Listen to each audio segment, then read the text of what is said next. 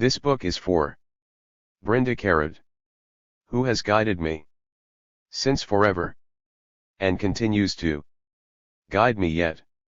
Contents. Preface. Eastern Graves. Red October. Follow the path of the Russians. The lungs of Russia. Peasant Soviets. Soviet Asia. Enemy of imperialism. Eastern Marxism. To see the dawn. Colonial fascism.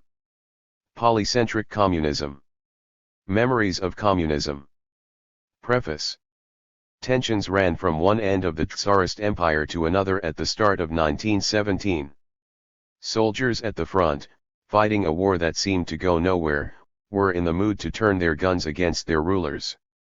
Workers and peasants, struggling to make ends meet, had their hammers and sickles ready to crash down on the heads of their bosses and landlords. The various socialist groups and their clandestine organizations struggled to build momentum amongst the people against an increasingly disoriented and brutal Tsarist regime. On March 8, 1917, Petrograd faced a shortage of fuel. Bakeries could not run. Working women, in the queues for bread, had to go to their homes and factories empty-handed. The textile women, angered by the conditions, went on strike. It was International Working Women's Day. Bread for our children was one chant. Another was the return of our husbands from the trenches. Men and women from the factories joined them. They flooded Petrograd streets. The Tsarist state was paralyzed by their anger. These working women began the February Revolution of 1917, which culminated in the October Revolution of 1917 and with the formation of the Union of Soviet Socialist Republics, USSR. 100 years have passed since the October Revolution. The USSR, which it inaugurated, only lasted for little more than 70 years. It has been a quarter century since the demise of the USSR. And yet, the marks of the October Revolution remain, not just in territories of the USSR but more so in what used to be known as the Third World. From Cuba to Vietnam, from China to South Africa, the October Revolution remains as an inspiration. After all, that revolution proved that the working class and the peasantry could not only overthrow an autocratic government but that it could form its own government, in its image. It proved decisively that the working class and the peasantry could be allied. It proved as well the necessity of a vanguard party that was open to spontaneous currents of unrest, but which could, in its own way, guide a revolution to completion. These lessons reverberated through Mongolia and into China, from Cuba to Vietnam. When he was a young émigré in Paris, Ho Chi Minh, then Nguyen Ai Quoc, read the Communist International's thesis on national and colonial issues and wept. It was a miraculous guide for the struggle of the people of Indochina, he felt. From the experience of the Russian Revolution, Ho Chi Minh wrote, "We should have people, both the working class and the peasants, at the root of our struggle. We need a strong party, a strong will, with sacrifice and unanimity at our center." Like the brilliant sun, Ho Chi Minh wrote, the October Revolution shone over all 5 continents, awakening millions of oppressed and exploited people around the world. There has never existed such a revolution of such significance and scale in the history of humanity. This is a common attitude in the Third World, sincere emotions that reveal how important this revolution was to the anti-colonial and anti-fascist struggles that broke out in the aftermath of 1917. In September 1945, when Ho Chi Minh took the podium to declare freedom for Vietnam, he said simply, "We are free." And then, as if an afterthought, "We will never again be humiliated." Never. This was the sound of the confidence of ordinary people who make extraordinary history. They refuse to be humiliated. They want their dignity intact. This was the lesson of October. This is a little book to explain the power of the October Revolution for the Third World. It is not a comprehensive study, but a small book with a large hope, that a new generation will come to see the importance of this revolution for the working class and peasantry in that part of the world that suffered under the heel of colonial domination. There are many stories that are not here and many that are not fully developed. That is to be expected in a book such as this. But these are stories of feeling, mirrors of aspirations. Please read them gently. The Leftward Communist History Group, Lisa Armstrong, Suchatana Chattopadhyay, Archana Prasad, Sudhanban Deshpande, put this book in gear. Our first volume included essays from the core members as well as from Frederick Peterson, Margaret Stevens, and Lin Chun, all key scholars of the legacy of the October Revolution. Grateful for the guidance and friendship of Ijaz Ahmed, Andrew Shio, Brenda Karad, Cosmas Muzumali, Githa Hariharan, Irvin Jim, Jody Evans, Marco Fernandez, Naeem Mohayemen, P. Sainath, Pilar Troya, Prabir Purkayastha, Prakash Karad, Calendar Memon, Robin D.G. Kelly, Roy Singham, Sarah Grevua, Subhashini Ali, Vashna Jugnath, and Zaidi Antrim. This book would not have been possible without the theoretical and practical work of my comrades in the Communist Party of India, Marxist. And grateful to Zalia Maya, Rosa Maya, Soni Prashad and Rosie Samuel who made writing most of this book in Kolkata a treat. The book relies upon a great deal of secondary reading, but also on material from the National Archives of India, the Nehru Memorial Museum and Library, the British Library, the National Archives of the UK, the Russian State Archives for Social and Political History and the Library of Congress. I have also used, extensively, the collected works of Lenin, Marx and Engels, Mao and others. I am grateful to the many scholars who delved into the archival record to produce important work on communists from Chile to Indonesia, thinking of our communist history group and people such as Amar Farooqi, Ani Mukherjee, Barbara Allen, Kairashri Dasgupta, Christina Hetherton, John Riddle, Marianne Camp, Michelle Patterson, Rox Handajalil, Rex Mortimer, Shoshana Keller, Sinan Antoon, Winston James. The format of this book would be overwhelmed if I had included citations. References for any part of this book are available upon request, vijay@leftword.com. Thanks to Nazif Malla for a close reading of the manuscript. Eastern Graves. Soviet leaders sat in old Tsarist offices, lush with the architecture of autocracy, but now crowded with the excitement of their socialist ambitions. Lenin would tell Nadezhda Krupskaya that he rarely had a moment of peace. Someone or the other would rush in with a decree to be considered or a crisis to be averted. In June 1920, two Japanese journalists, K. Fusa and M. Nakahira, arrived in Moscow after a long journey across the Asian region of the new Union of Soviet Socialist Republics. They were eager to see Lenin but were not confident that he would have time for them. After a brief wait in Moscow, they were allowed to interview him. Nakahira remembered the interview in his dispatch to the Japanese readers of Osaka Asahi. I interviewed Mr. Lenin at his office in the Kremlin, he wrote. Contrary to my expectation, the decoration of the room is very simple. Mr. Lenin's manner is very simple and kind, as if he were greeting an old friend.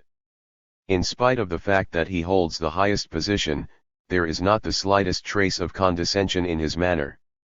Lenin was interested in Japan, asking Nakahira a series of pointed questions about Japanese history and society. Is there a powerful landowning class in Japan? Does the Japanese farmer own land freely? Do the Japanese people live on food produced in their own country, or do they import much food from foreign countries? Lenin asked Nakahira if Japanese parents beat their children as he had read in a book. Tell me whether it is true or not. It is a very interesting subject, he said. Nakahira told him that there might be exceptions, but on the whole parents do not beat their children in Japan. On hearing my answer, Nakahira wrote on June 6, 1920, he expressed satisfaction and said that the policy of the Soviet government is to abolish this condition. The Soviets had banned corporal punishment in 1917. On October 31, 1924, the USSR's penal legislation would further lay down that punishment of children, in particular, should not be for the purpose of the infliction of physical suffering, humiliation, or indignity. Other foreign journalists found Lenin to be erudite and honest. He seemed to have nothing to hide. There were problems in the new USSR, the white armies of the imperialist countries had rattled its frontiers, while the older problems of starvation and indignity could not be easily overcome. Impatience with the new regime was in the air. It was to be expected. But high expectations can also produce grave disappointment. This is what Lenin had told the American, the British and the French journalists who had previously come to see him. W.T. Good of the Manchester Guardian found Lenin to have a pleasant expression in talking, and indeed his manner can be described as distinctly prepossessing. The entire office where Lenin worked, Good wrote, had an atmosphere of hard work about everything. To the Germans, he bemoaned the failure of the German uprising in 1918-19 to create a social revolution. In October, 1 million German workers went out on strike and formed Rate councils, the German equivalent of the Soviets. Sailors of the main German naval fleet in Wilhelmshaven refused to weigh anchor. Their mutiny threatened the German imperial monarchy to the core. Their slogan, again an echo from the Soviets, was Frieden und Brot, peace and bread. The unfolding of this revolution led to the abdication of the petty German monarchs and, eventually, the emperor. The Social Democrats proclaimed a republic but halted the revolution by guile and violence. The formation of the Communist Party of Germany in late 1918 came as a result of the revolutionary tempo and the betrayal of the Social Democrats. A mass demonstration on January 5, 1919, brought hundreds of thousands of people to Berlin, where they wanted to proclaim a revolutionary government. The soldiers in Germany, unlike in Russia, did not walk over to the masses. They remained loyal to the Social Democratic government of Friedrich Ebert. The two leaders of the Communist Party, Rosa Luxemburg and Karl Liebknecht, were killed 10 days later. The revolution failed.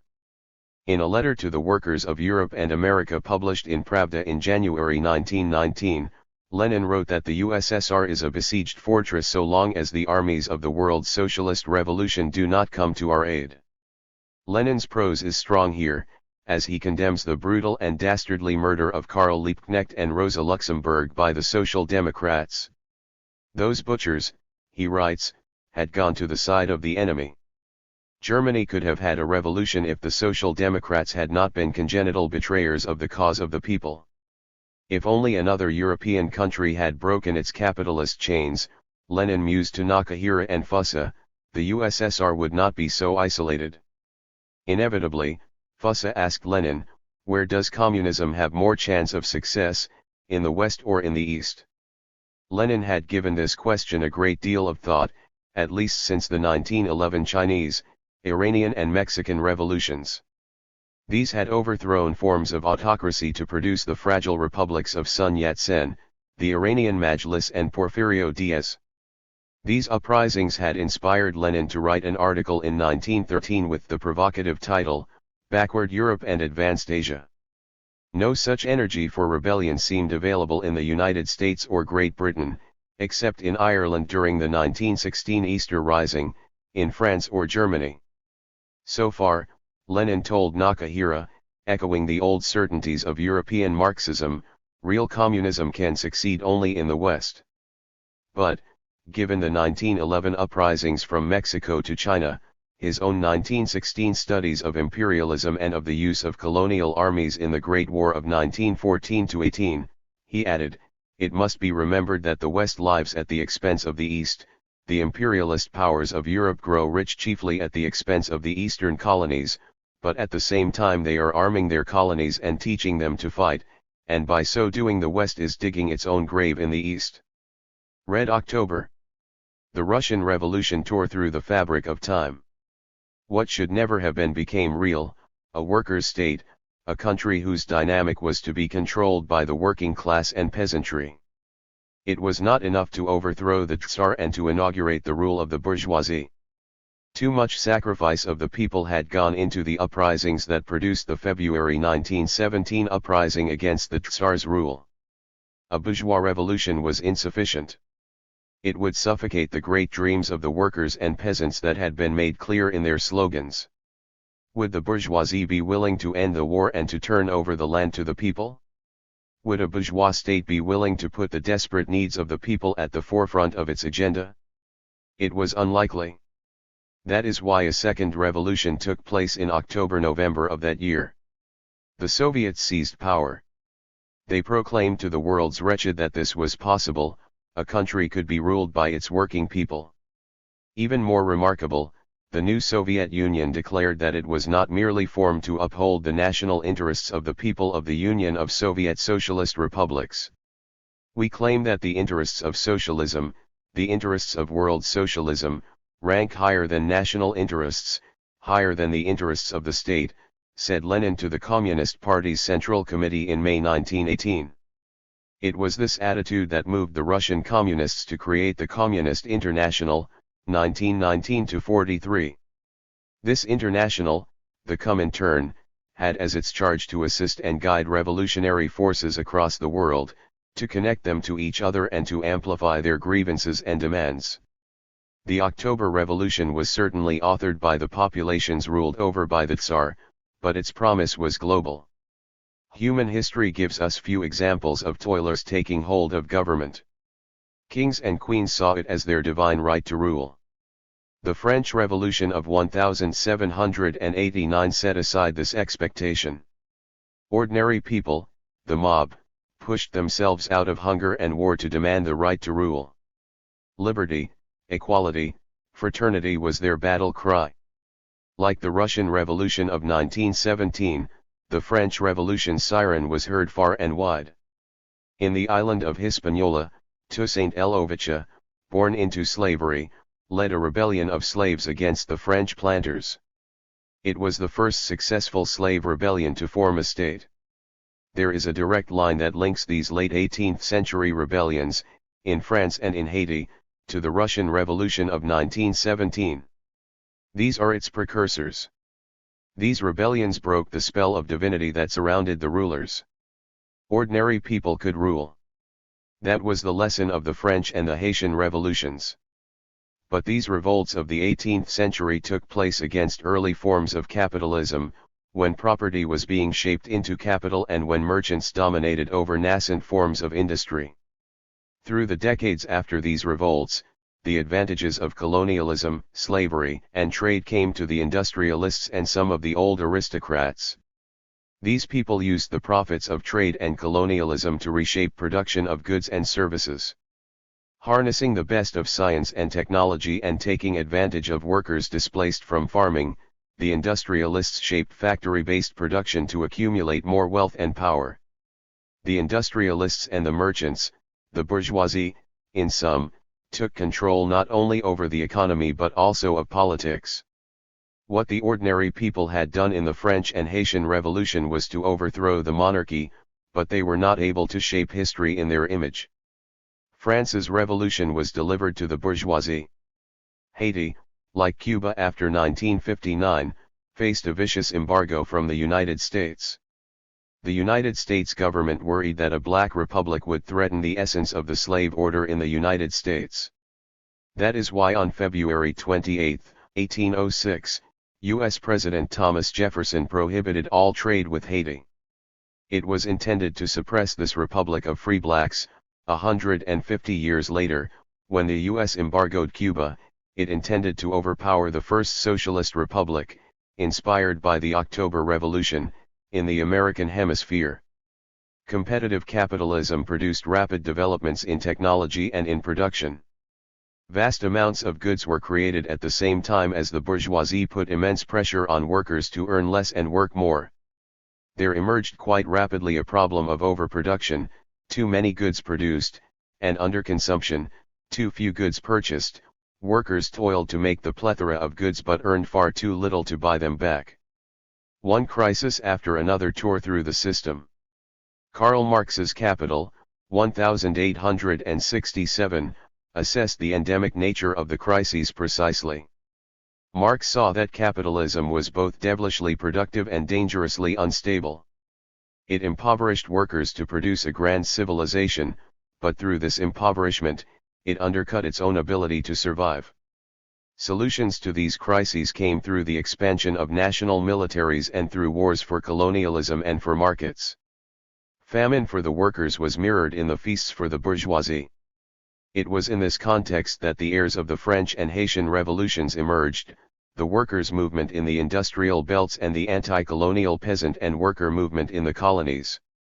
These twin movements would later form the heart of international communism. It was the Great War of 1914-18 that set the clock faster for international communism. At a small gathering in Zimmerwald, Switzerland, in 1915, the socialists offered a unique, Marxist, interpretation of World War I. In their Zimmerwald manifesto, drafted by Lenin, Alexandra Kollontai and Karl Radek, they wrote, "Irrespective of the truth as to the direct responsibility for the outbreak of the war, one thing is certain, the war which has produced this chaos is the outcome of imperialism, of the attempt on the part of the capitalist classes of each nation to foster their greed for profit by exploitation of human labor and of the natural treasures of the entire globe. This war was not a war of the people, but a war against the people." The Zimmerwald left urged the working classes to resist the wars, to defy their rulers and create a society in their own image. The red-hot contradictions of the war provoked a serious crisis in the weakest link of the imperialist chain, in Tsarist Russia. An International Working Women's Day demonstration on March 8, 1917, set off the workers of the main cities into full-scale rebellion. The International Working Women's Day March had been a staple of the world socialist movement over the past decade since the first International Conference of Socialist Women made this call in 1907. In 1917, the Petrograd Interdistrict Committee released a pamphlet, calling on women workers to go on strike. It is an impassioned document, whose flavor can be gleaned from these paragraphs. Comrades, working women, for whose sake is a war waged? Do we need to kill millions of Austrian and German workers and peasants? German workers did not want to fight either. Our close ones do not go willingly to the front. They are forced to go. The Austrian, English, and German workers go just as unwillingly. Tears accompany them in their countries as in ours. War is waged for the sake of gold, which glitters in the eyes of capitalists, who profit from it. Ministers, mill owners, and bankers hope to fish in troubled waters. They become rich in wartime. After the war, they will not pay military taxes. Workers and peasants will bear all the sacrifices and pay all the costs. Dear women comrades, will we keep on tolerating this silently for very long, with occasional outbursts of boiling rage against small-time traitors? Indeed, it is not they who are at fault for the people's calamities. They have ruined themselves. The government is guilty. It began this war and cannot end it. It ravages the country. It is its fault that you are starving. The capitalists are guilty. It is waged for their profit. It's well nigh time to shout to them, enough. Down with the criminal government and its entire gang of thieves and murderers. Long live peace. The committee did not expect the vital reaction that they got from the working women. Women workers left their factories in the thousands. Working men and slowly the peasantry came alongside them. Soldiers, who came from these classes, joined in. They decided that this war was not their war. Their real war was against the aristocracy and its authoritarian state. That had to be confronted directly. 2 days after International Women's Day, 50,000 workers in St. Petersburg were on strike. It was the most powerful demonstration of worker power in Russia to date. The Tsarist system collapsed on March 16, just over a week after the International Women's Day demonstrations. Confidence that workers could govern had to be built. Things moved slowly. The first government to take power was headed by an aristocrat, Prince Georgy Yevgenyevich Lvov, and then by a liberal lawyer, Alexander Kerensky. The workers did not go home. The energy of the revolution was quite ferocious. When the provisional government seemed to dither on equal rights for women, the Bolshevik leader Alexandra Kollontai wrote in Pravda, "Weren't we women first out on the streets? Why now does the freedom won by the heroic proletariat of both sexes, by the soldiers and soldiers' wives, ignore half the population of liberated Russia? The League for Women's Equal Rights, led by Polexna Shishkina-Levin, and other political parties held a massive demonstration on March 19 to demand equal rights, which they won only through their resolute struggle. Workers of all political parties, electrified by this energy, formed Soviets or councils that developed dual power, a situation where they created their own institutions that had legitimacy from popular acclamation. Lenin understood that this new situation was the making of the workers. It was their innovation. The most highly remarkable feature of our revolution, he wrote in April 1917, is that it has brought about a dual power. This fact must be grasped foremost. Unless it is understood, we cannot advance. We must know how to supplement and amend old formulas, for example, those of Bolshevism, for while they have been found to be correct on the whole, their concrete realization has turned out to be different.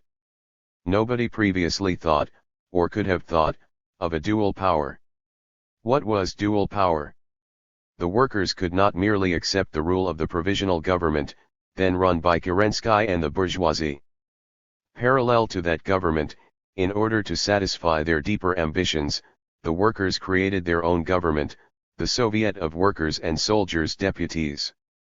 This was a parliament of the working class and the peasantry, not a parliament of the merchants, industrialists, and their service class. Lenin saw that this new form, the Soviet, had a direct ancestor in the Paris Commune of 1871. What he did not know is that this form of rule had other ancestors, such as the communes, Quilombo, created by the insurrection of the slaves in Brazil. These are examples from the history of working people who created their own forms of rule, often democratic, against the hierarchies of the masters of property. What was of great importance is that the workers found their intellectual in Lenin, who listened carefully to what was going on in the factories and in the streets and drove the Bolsheviks close to the mood of the workers.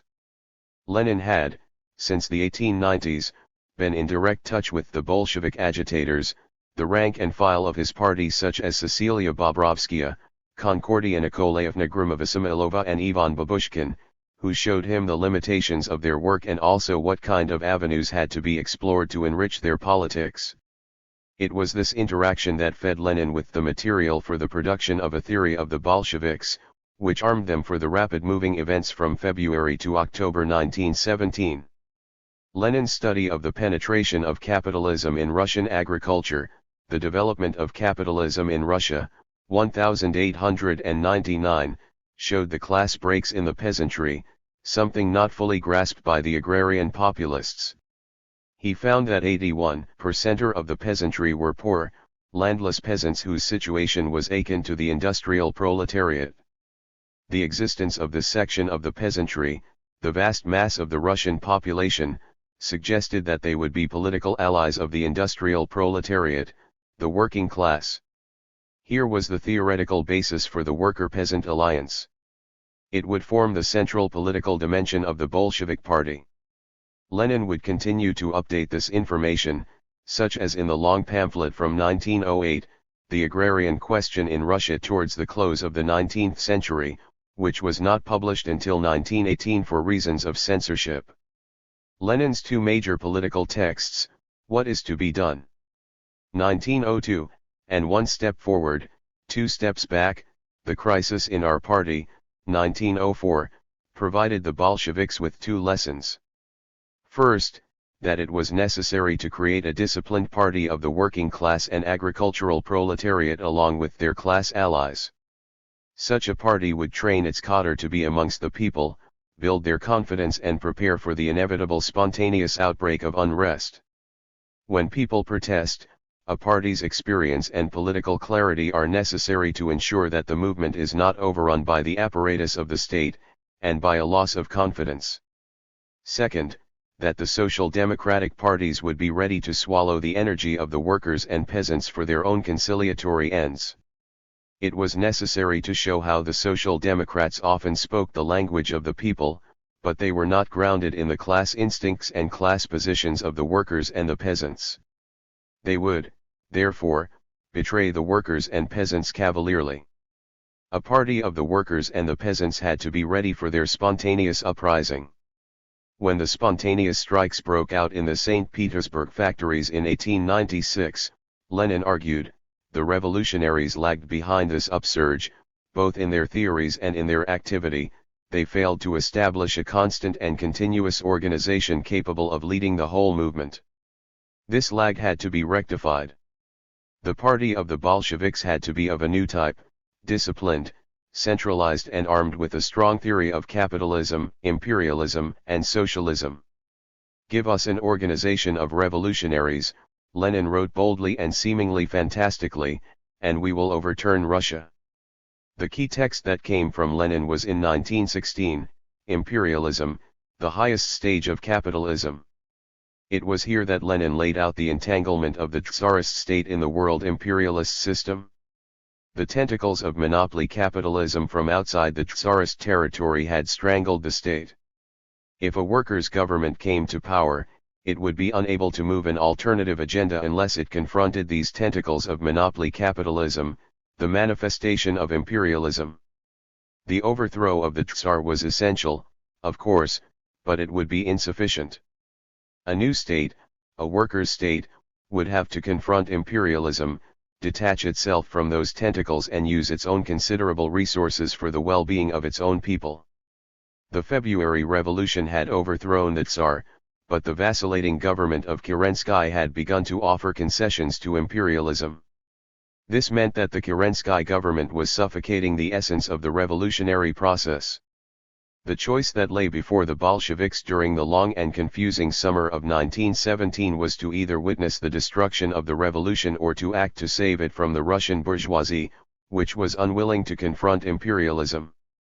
In April, Lenin wrote that the point was not the seizure of power by a minority, for that would be merely an unpopular coup. We are Marxists, he wrote, we stand for proletarian class struggle against petty bourgeois intoxication, against chauvinism, defensism, phrase-mongering and dependence on the bourgeoisie. The goal of the Marxists should be to harness the actual experience of the workers and drive an agenda that would make the worker and peasant power into the power of society. For that, the February Revolution had to be saved from minority power, the seizure of power by the bourgeoisie in the service of imperialism. On April 7, 1917, Pravda, the Bolshevik paper, published Lenin's April theses. These 10 points captured the sentiments of the masses who had by strike, mutiny, and demonstration brought down the Tsar.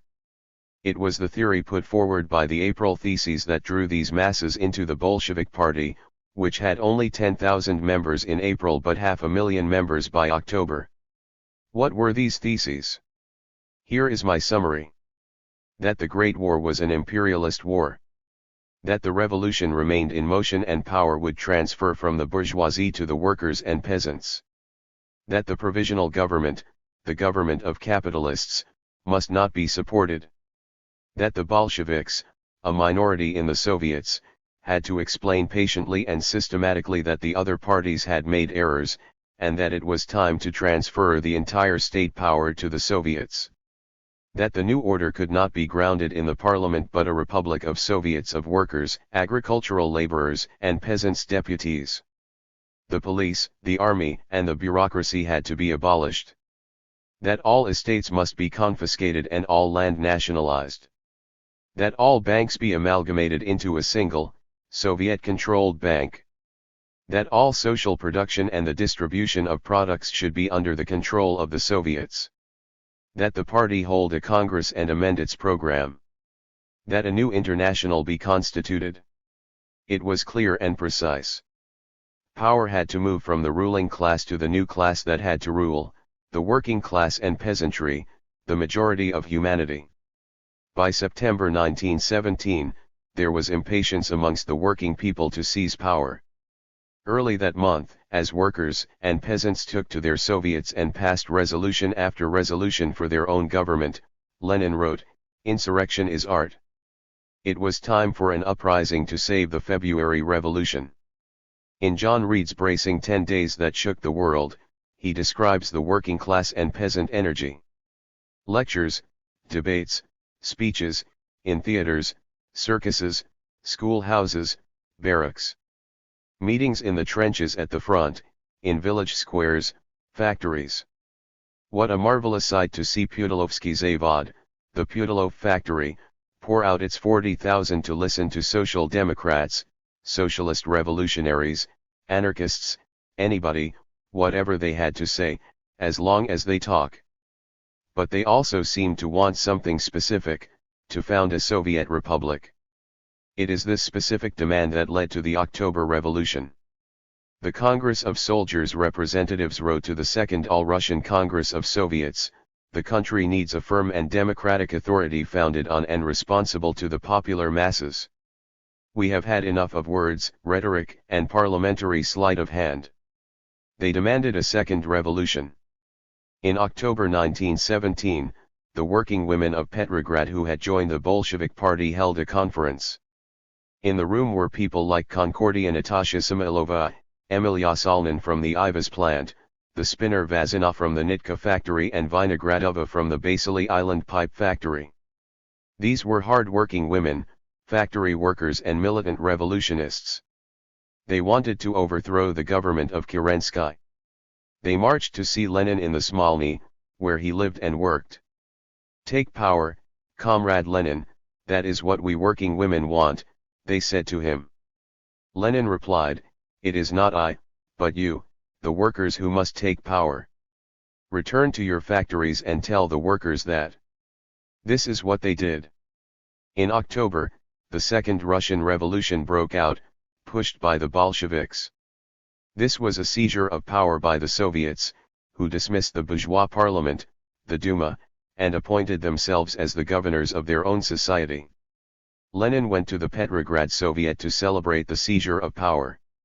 What was the significance of this revolution, he asked his comrade workers. Its significance is, first of all, that we shall have a Soviet government, our own organ of power, in which the bourgeoisie will have no share whatsoever. The oppressed masses will themselves create a power. The old state apparatus will be shattered to its foundations and a new administrative apparatus set up in the form of the Soviet organizations. Here is Lenin putting into a speech before the Soviets what he had argued in his text, The State and Revolution, written in August-September 1917, but published the following year. He had read closely Marx's account of the Paris Commune of 1871, as well as the essays by Engels on the state in a socialist society. Engels had suggested that the state must be blown up, sprengen, that it could not be inherited in its old form by the proletariat. Old customs of statecraft, embedded in the institutions and practices of the old state, would work like a disease to draw the proletariat into the habits of bourgeois rule. The state had to be smashed, blown up, somehow transformed into institutions that would conform to the class objectives of the proletariat and the peasants. State institutions were needed in the interim period, but not adopted without transformation. The proletariat cannot simply win state power in the sense that the old state apparatus passes into new hands, wrote Lenin in The State and Revolution. The revolution must smash this apparatus, must break it and replace it by a new one. Follow the path of the Russians. News traveled slowly to Europe's colonies in 1917-18. India would only get its world news through Britain. Its news services, such as Reuters, came with the worldview of the India House in London. What the British imperialists wanted known would be allowed in the press. The small nationalist press, with readership in the hundreds, tried to articulate an alternative viewpoint, but it suffered from lack of access to information about world events. Gradually, word arrived that the Russian people, mostly peasants, had overthrown the most powerful autocracy in the world, the Tsarist Empire. There was disbelief that men and women with dirt under their fingernails and bodies beaten by machines would be able to come together and seize power. How was this even possible? Premonitions of 1917 had been available since 1905 when the Russians tried their first major mass revolt against the Tsar. M.K. Gandhi, in South Africa, observed the 1905 uprising with great admiration. The people of Russia, he wrote in Young India, are patriotic like the Indians, but unlike the Indians, he felt, they were willing to sacrifice their lives for their dignity. The Russian workers and all the other servants declared a general strike and stopped all work, Gandhi wrote. As the workers and servants put down their tools, the Tsar had to make some concessions, for it is not within the power of even the Tsar of Russia to force strikers to return at the point of the bayonet. For even the powerful cannot rule without the cooperation of the ruled. The lesson of non-cooperation came from Russia. It was not the politics of the elite or even merely of urban areas. It was the politics, as far as Gandhi could make out, of the masses, including the peasantry. 1905 ended in failure, although the Tsar did provide some concessions, including the Duma. In India, the contemporary Swadeshi movement, which Gandhi found to be much like the Russian movement, was almost entirely smothered. But even the Swadeshi movement, with its epic entree in Bengal, could not be stopped by British violence as it morphed into deeper and wider struggles against British rule that continued some of its strategies: boycott of British goods, picketing of shops that carried British goods, and direct confrontation with British authority. In 1908, the workers in Bombay would go out on strike against their unbearable conditions of work and life. Lenin, on the run from the Tsarist authorities in Finland and Switzerland, observed these strikes and wrote in August of 1908. In India, the native slaves of the civilized British capitalists have been recently causing their masters a lot of unpleasantness and disquietude. There is no end to the violence and plunder which is called the British administration of India. Nowhere in the world is there such poverty among the masses and such chronic starvation among the population.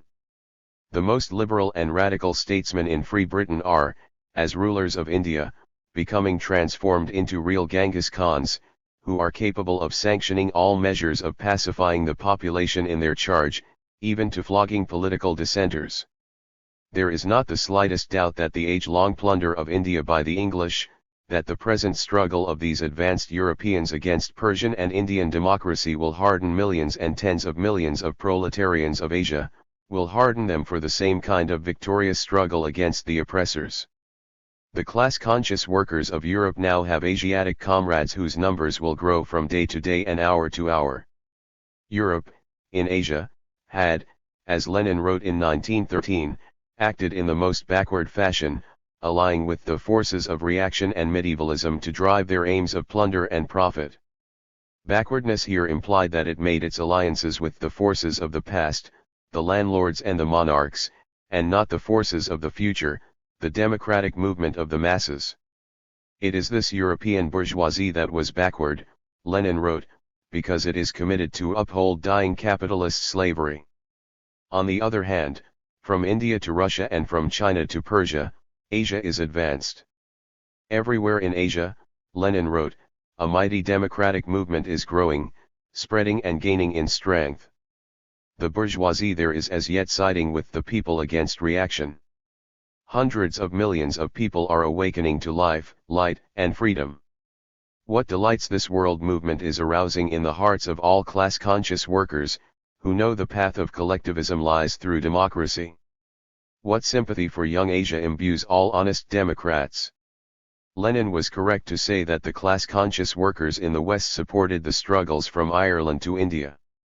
During the 1913 Dublin lockout, militant trade unionists in England supported it as part of their own wave of struggles from 1911 to 1914.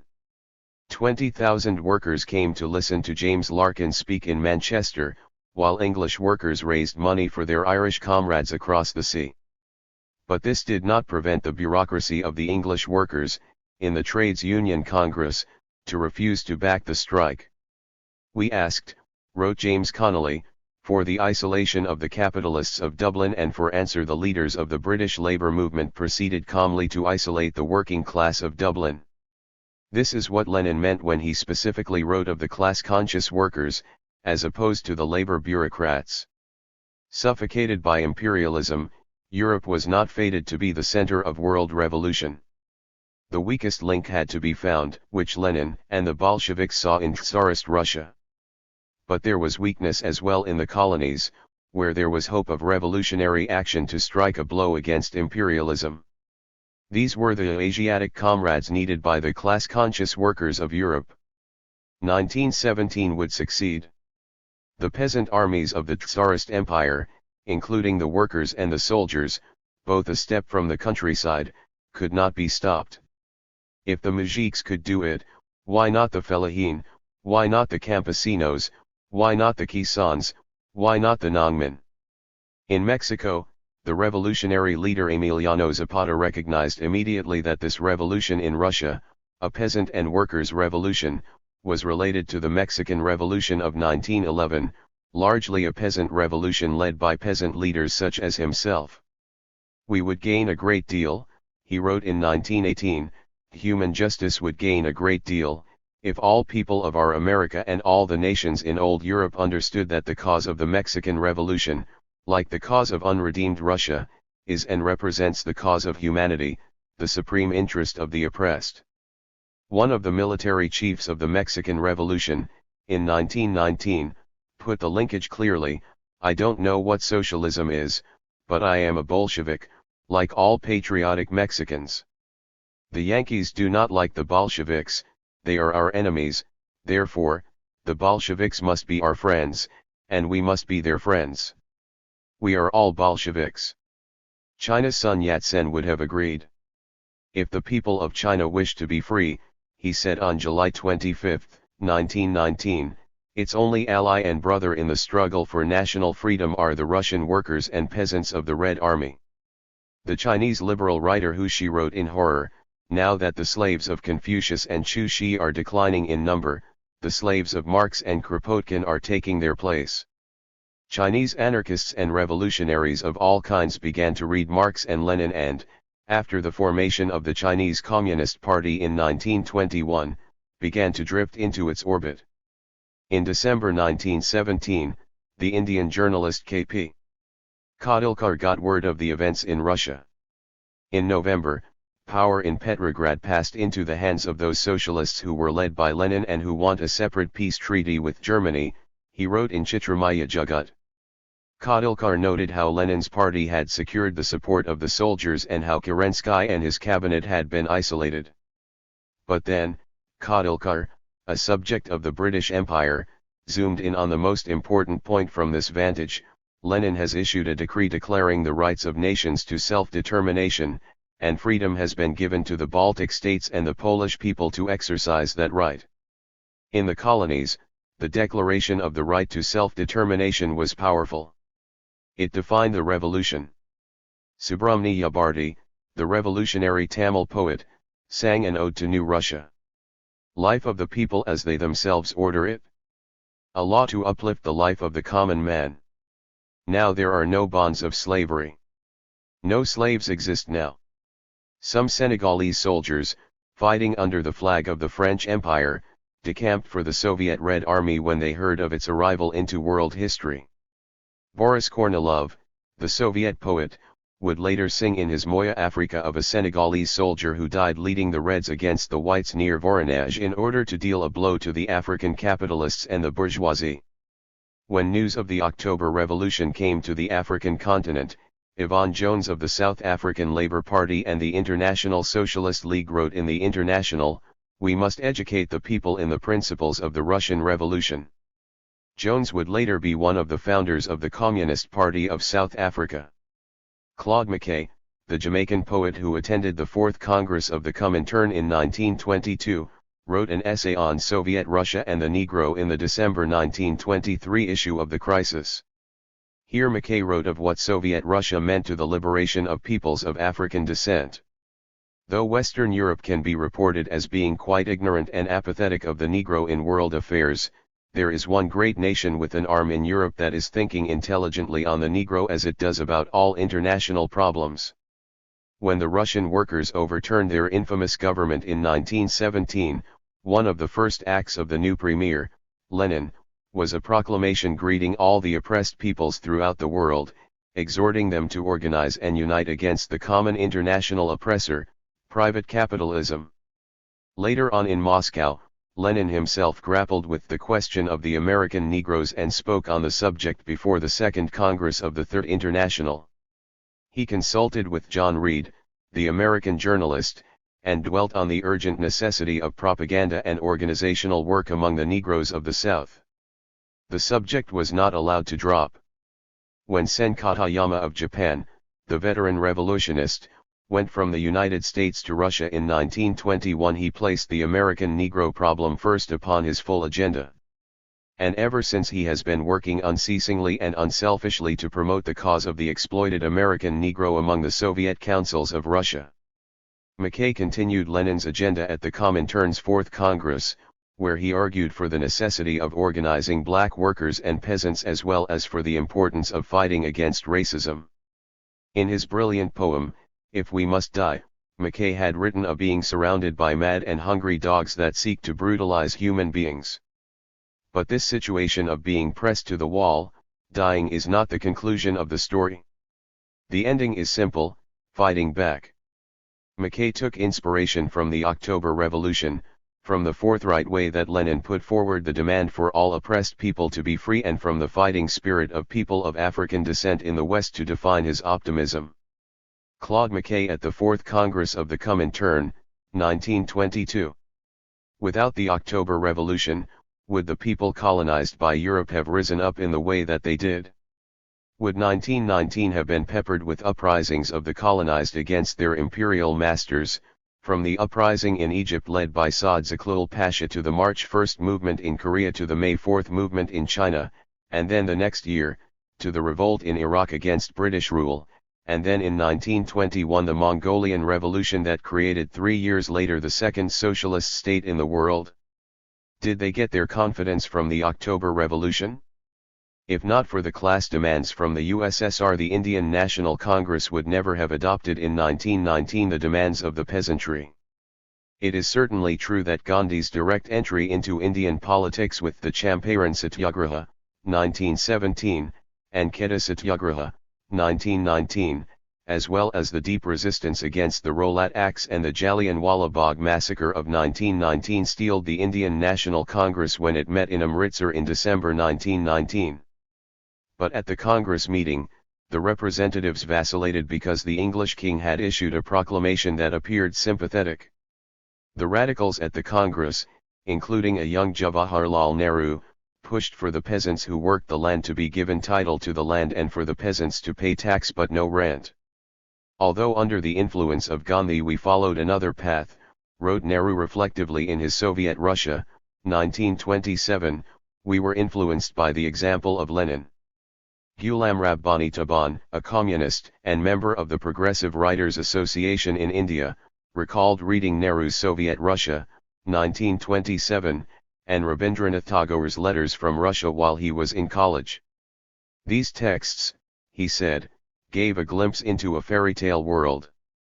During the closing years of the 1920s, he wrote, while still at school, we at times heard some fragmentary stories about Russia that trickled through colonial censors.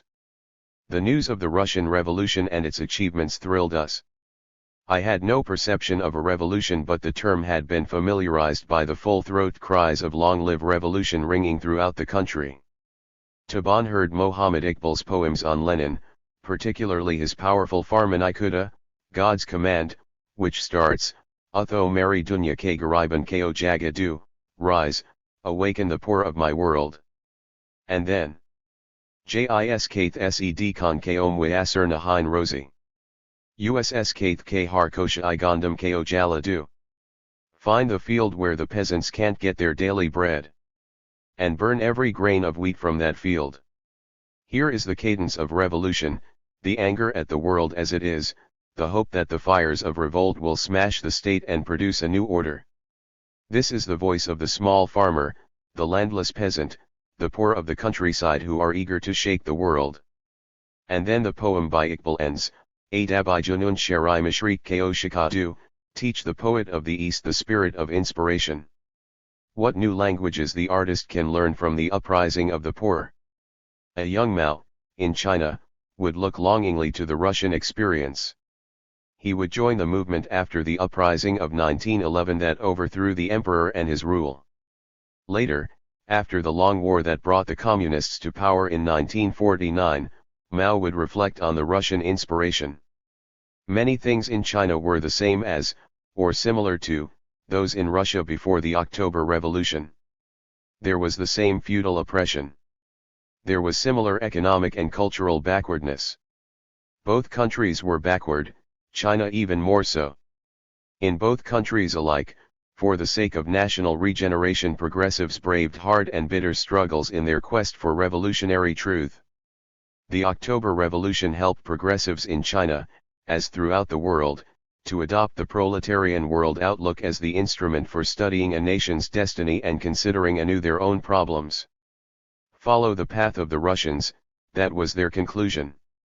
The lungs of Russia. Mexico's Manuel Maples Arce and his fellow estridentistas shrugged off their fellow writers who wanted to emulate European modernism or its classical traditions. They looked elsewhere, deep into the heart of the Mexican revolutionary tradition that opened up in 1911 and outwards toward the Soviet Union. In 1924, Maples Arce wrote a sublime and complex poem, Urbi, Superpoma Bolsheviki and Cinco Cantos, City. Bolshevik superpoem in 5 cantos. Here was language stuttering against the old forms, looking for new terms, new idioms, new ways to express the new world that they wanted to produce. Los pulmones de Rusia. Soplan Haitian nosotros. El viento de la revolución social. Russia's lungs. Blow the wind of social revolution toward us. The poem, dedicated to the workers of Mexico, echoed the impatient style of Vladimir Mayakovsky, who also felt that the old language, steeped in feudal culture, was not adequate to the revolutionary era. Old Russian was saturated with feudal implications, just as the hierarchies of the system produced bodies that were filled with subservience, the hunched shoulders, the head downcast. But the new Russia had a new attitude. Krupskaya recounted the altered language she heard from women workers and peasants at a meeting. The speakers, she recounted, spoke boldly and frankly about everything. How to speak boldly now as poets, as artists, as actors, as designers.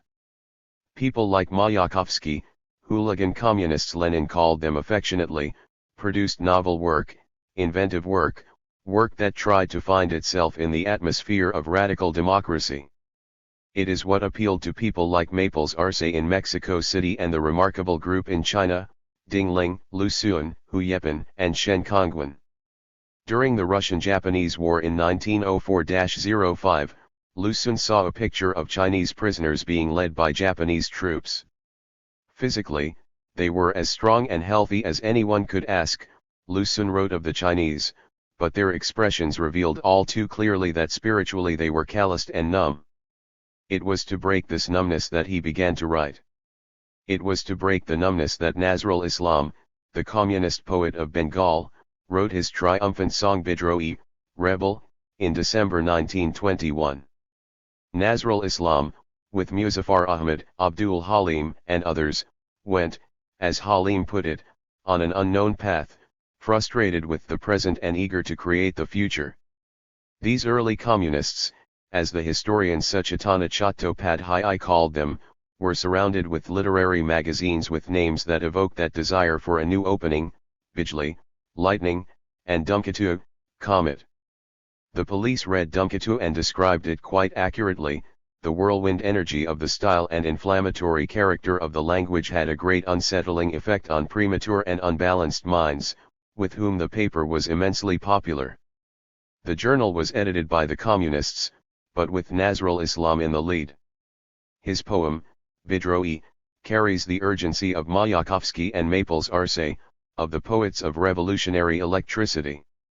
In one hand of mine is the tender flute, while in the other I hold the war bugle. I am the Bedouin, I am the Chinggis. I salute none but me. Maddened with an intense joy I rush onward. I am insane. I am insane. Suddenly I have come to know myself. All the false barriers have crumbled today. I am the rebel eternal. I raise my head beyond this world. High, ever erect and alone. This desire to write against the numbness was what would draw in writers from China to Chile, eager to find new language to keep up with the kind of left-wing futurism of the Soviets.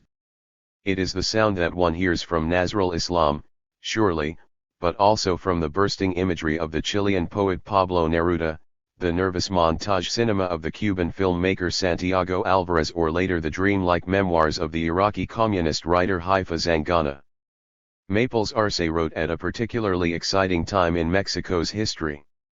From 1920 to 1924, powerful struggles of peasants and workers forced the Mexican government to deepen its revolutionary commitment.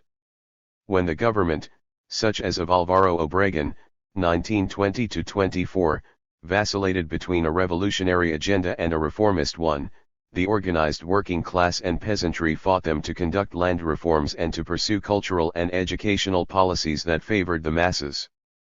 With 90% of Mexico illiterate, visual and theatrical arts were necessary to transmit the values of the revolution. It was during the early 1920s that artists began to paint Mexican public spaces and actors began to take their theater on the road, when educators went to rural areas to teach, and when land reform provided the material basis for dignity in the countryside. All of this was to promote the values of the 1911 Mexican Revolution despite the hesitancy of the leadership that emerged. In this time came the murals of Diego Rivera, David Alfaro Siqueiros and José Clemente Orozco, the paintings of Frida Kahlo and the photography of Tina Modotti and Manuel Álvarez Bravo. Many of these artists were members of the Mexican Communist Party, and they were members of the Syndicate of Technical Workers, Painters, and Sculptors, whose manifesto said that Mexican art is great because it surges from the people, it is collective. It would break hierarchies, straighten spines, loosen tongues. Maples Arce sensed the importance of this period. La muchedumbre sonora. Hoy rebasa las plazas comunales. Y los juros triunfales. Del Obregonismo. Reverberan al sol de las fachadas. Today the resounding crowd floods the public squares, and the triumphant shouts of Obregonism reflect the sun from the facades. The crowd in the squares were mainly peasants. It was these peasants who would be the subject of so much revolutionary Mexican art, and of Mexican state policy in these early years. 20 years later, in May 1942, Mao gave a series of lectures to the Yan'an Forum on Literature and Art.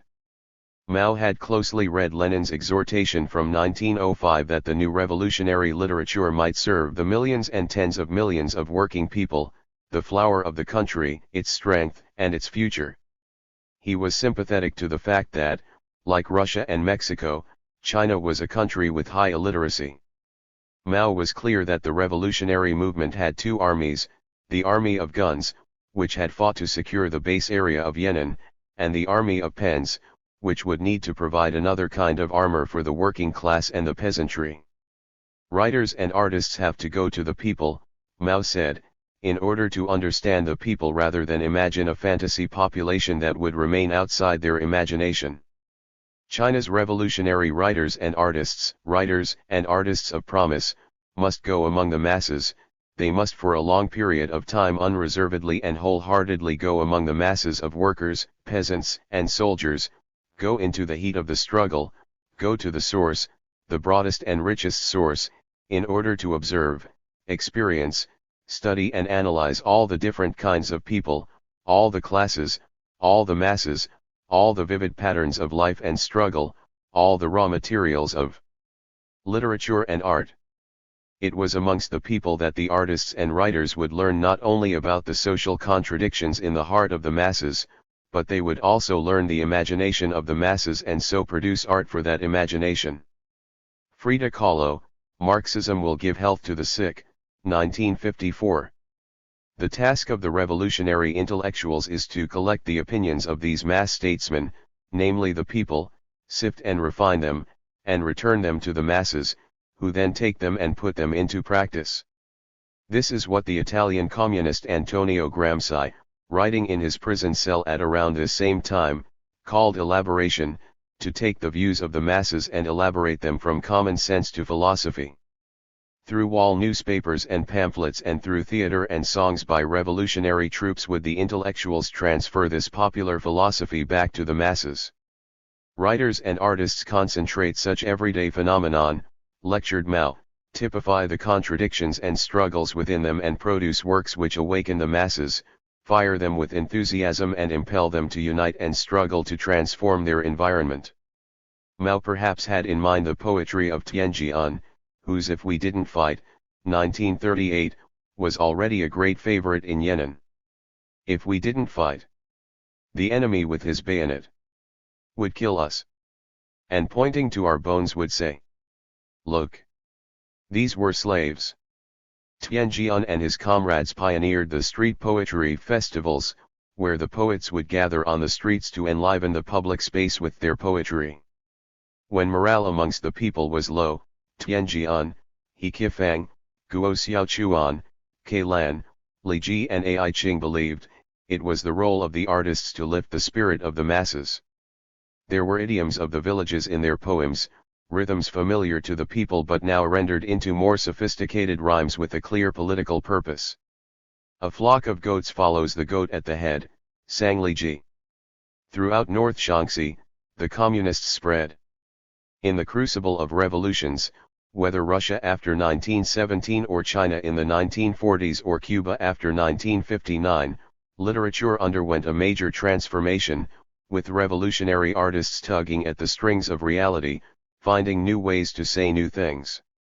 Artists and writers tried to fan the flames of revolutionary change and understanding. Their audience was not the old aristocrats or the bourgeoisie, but it was the workers and the peasants who wanted a soundtrack for their revolution, a history and a novel of their actions on the streets. Peasant Soviets. Lenin understood the limitations of European Marxist orthodoxy. It assumed, from a rigid reading of Marx, that the agent of history was to be the proletariat, seen narrowly as the industrial worker in the trade unions. Concentration on building trade unions was seen, by some socialists, to be sufficient. Lenin called this economism. He had a broader vision. The entire working class and the agricultural proletariat needed to be drawn into the struggle through a range of avenues, not just through trade unions. Unions are essential, but they can also narrow the perspective of workers, leading them into battles to increase their wages and improve their working conditions. What was needed was to widen the consciousness of the workers and the agrarian proletariat to see the struggle as one for the totality of humanity. Workers, Lenin wrote, should not seek a better deal within the restricted confines of capitalism, but seek to build a better world within the much broader horizon of communism. Marx had several times in his writings and speeches indicated that his vision for political change was not rooted only in the trade unions and in trade union struggles. In 1865, Marx gave a speech where he laid out the main themes of his political economy. In that speech, he spoke directly to the trade unions, the crucial bulwark of the class struggle. The unions, he said, ought not to forget that they are fighting with effects and not with the causes of these effects. They ought, therefore, not to be exclusively absorbed in these unavoidable guerrilla fights incessantly springing from the never-ceasing encroachments of capital. What the unions had to do, Marx said, was to fight on the terrain of politics, to abolish the wage system for a new order. But to get to that point, the strikes and the struggles operated as schools for the working class, a place to develop confidence and learn about the structure that dominated workers and the peasants. Political change was not to be confined to reforms but expanded to a revolutionary horizon, to politics. The immense majority, Marx would frequently write, had to rise up to overthrow the shackles of the present world order. The proletariat, the workers who sold their labor power, would play a crucial role in the socialist revolution. Narrow political democracy was possible under capitalism, where elections could be constrained to advantage the elites. But much broader democracy, including social and economic democracy, was not possible. Such wide democracy would threaten the narrow and selfish control of property by a small minority, who hired labor to enhance their own private property rather than to democratically improve the livelihood and meet the ambitions of the workers. This barrier made the struggles of the proletariat central to the socialist revolution. The bourgeoisie, the owners of capital, would not be willing to widen democracy. They preferred it in chains. For Lenin, the role of the peasant was crucial. His first major study, Development of Capitalism in Russia, 1899, was rooted in the question of the peasantry. Russia was, as they said in those days, a peasant society. Ignoring the role of the small peasantry and the proletarianization of the peasantry would mean missing the revolutionary potential that slumbered in the countryside. In 1905, in an important intervention in Novaya Zhizn, Lenin pointed out that the peasants wanted land and freedom. This demand must be met in full, Lenin said, but it had to be extended to a demand for socialism. All peasants do not side with the workers who wage a direct struggle against the rule of capital. It is, he said, the role of the party to draw the small peasants into an active alliance with the workers towards socialism. It was not hard to see the grief in the countryside. Lenin's friend, Maxim Gorky, pointed out that the peasants called their work strata, from the Russian verb stradat, to suffer. But to organize suffering was not sufficient. The peasant rising in 1905 showed their capacity. Gorky would write, "People who think that the peasants are unable to take an active part in the social and political life of the country do not know the peasants." In 1920, Lenin looked east and said, "Soviets are possible there. They will not be workers but peasant Soviets or Soviets of the toilers." On February 17 of that year, the Indian Revolutionary Association, peopled by émigrés within the USSR such as Raja Mahendra Pratap Singh, Abdul Hafiz Mohammad Barakatullah and Maulana Ubaidullah Sindhi, sent a note to Lenin. Indian revolutionaries express their deep gratitude and their admiration of the great struggle carried on by Soviet Russia for the liberation of all oppressed classes and peoples, and especially for the liberation of India, the association resolved. Lenin wrote a reply to this resolution, which was broadcast on May 10. I am glad to hear that the principles of self-determination and the liberation of oppressed nations from exploitation by foreign and native capitalists, proclaimed by the Workers' and Peasants' Republic, have met with such a ready response among progressive Indians, who are waging a heroic fight for freedom. The working masses of Russia are following with unflagging attention the awakening of the Indian workers and peasants. The organization and discipline of the working people and their perseverance and solidarity with the working people of the world are an earnest of ultimate success. We welcome the close alliance of Muslim and non-Muslim elements. We sincerely want to see this alliance extended to all the toilers of the East. Only when the Indian, Chinese, Korean, Japanese, Persian, and Turkish workers and peasants join hands and march together in the common cause of liberation, only then will decisive victory over the exploiters be ensured. Long live a free Asia! The question of peasant and worker unity sat in the foreground of this message and in the guidance that came from the USSR to the anti-colonial movements. There could be no motion in their peasant societies if they ignored the vast mass of their population, the peasantry. Those who came from other peasant societies, from India and China or from Mexico and Egypt, saw in the Russian Revolution and its first decade of dramatic human development the mirror of their own aspirations. India's Jawaharlal Nehru, leader of the Congress Party, arrived in the USSR to celebrate its 10th anniversary. He marveled at the ability of this peasant society to rapidly move from misery to fellowship, from starvation to surfeit.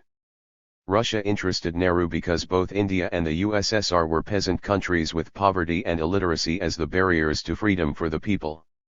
What he saw in 1927 surprised him, that there was less poverty in the country than he imagined and that the leadership had come from amongst the workers and peasants. Mikhail Kalinin, whom Nehru met, came from a peasant family and was then the head of state of the USSR.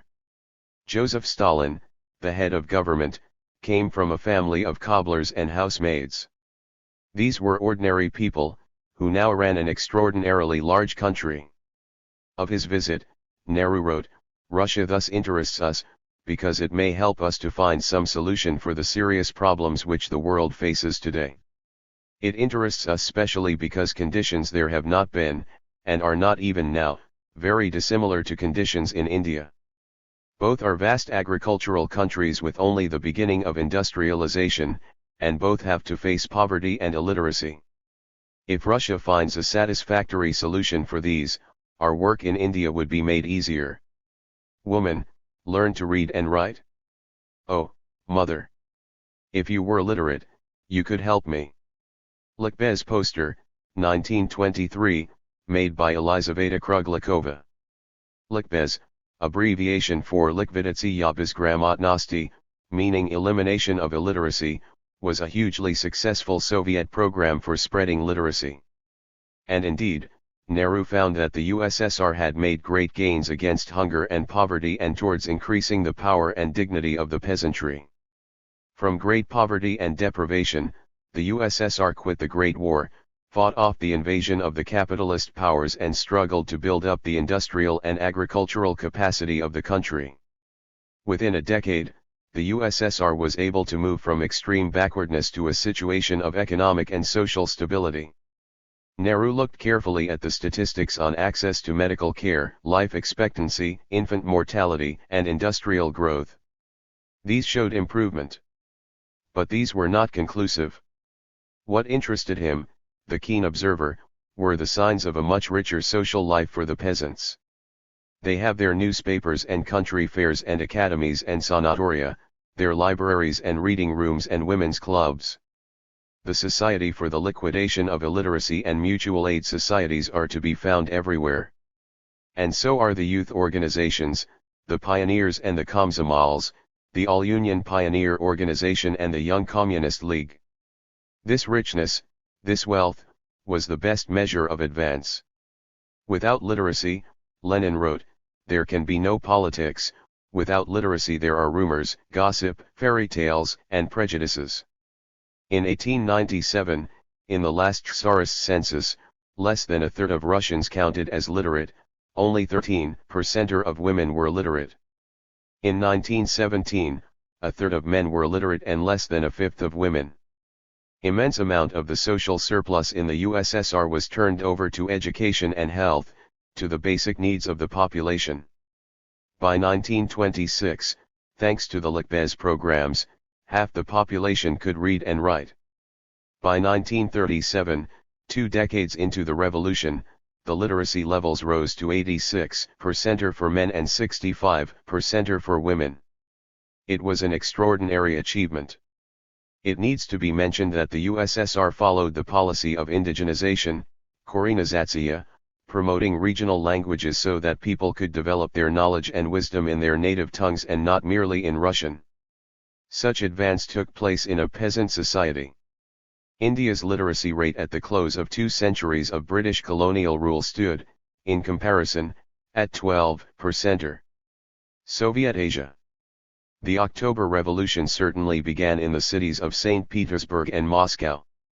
In June 1916, nonetheless, unrest broke out in the Kazakh steppe and Turkestan against the Tsar's attempt to conscript the people of Central Asia into his feudal European war.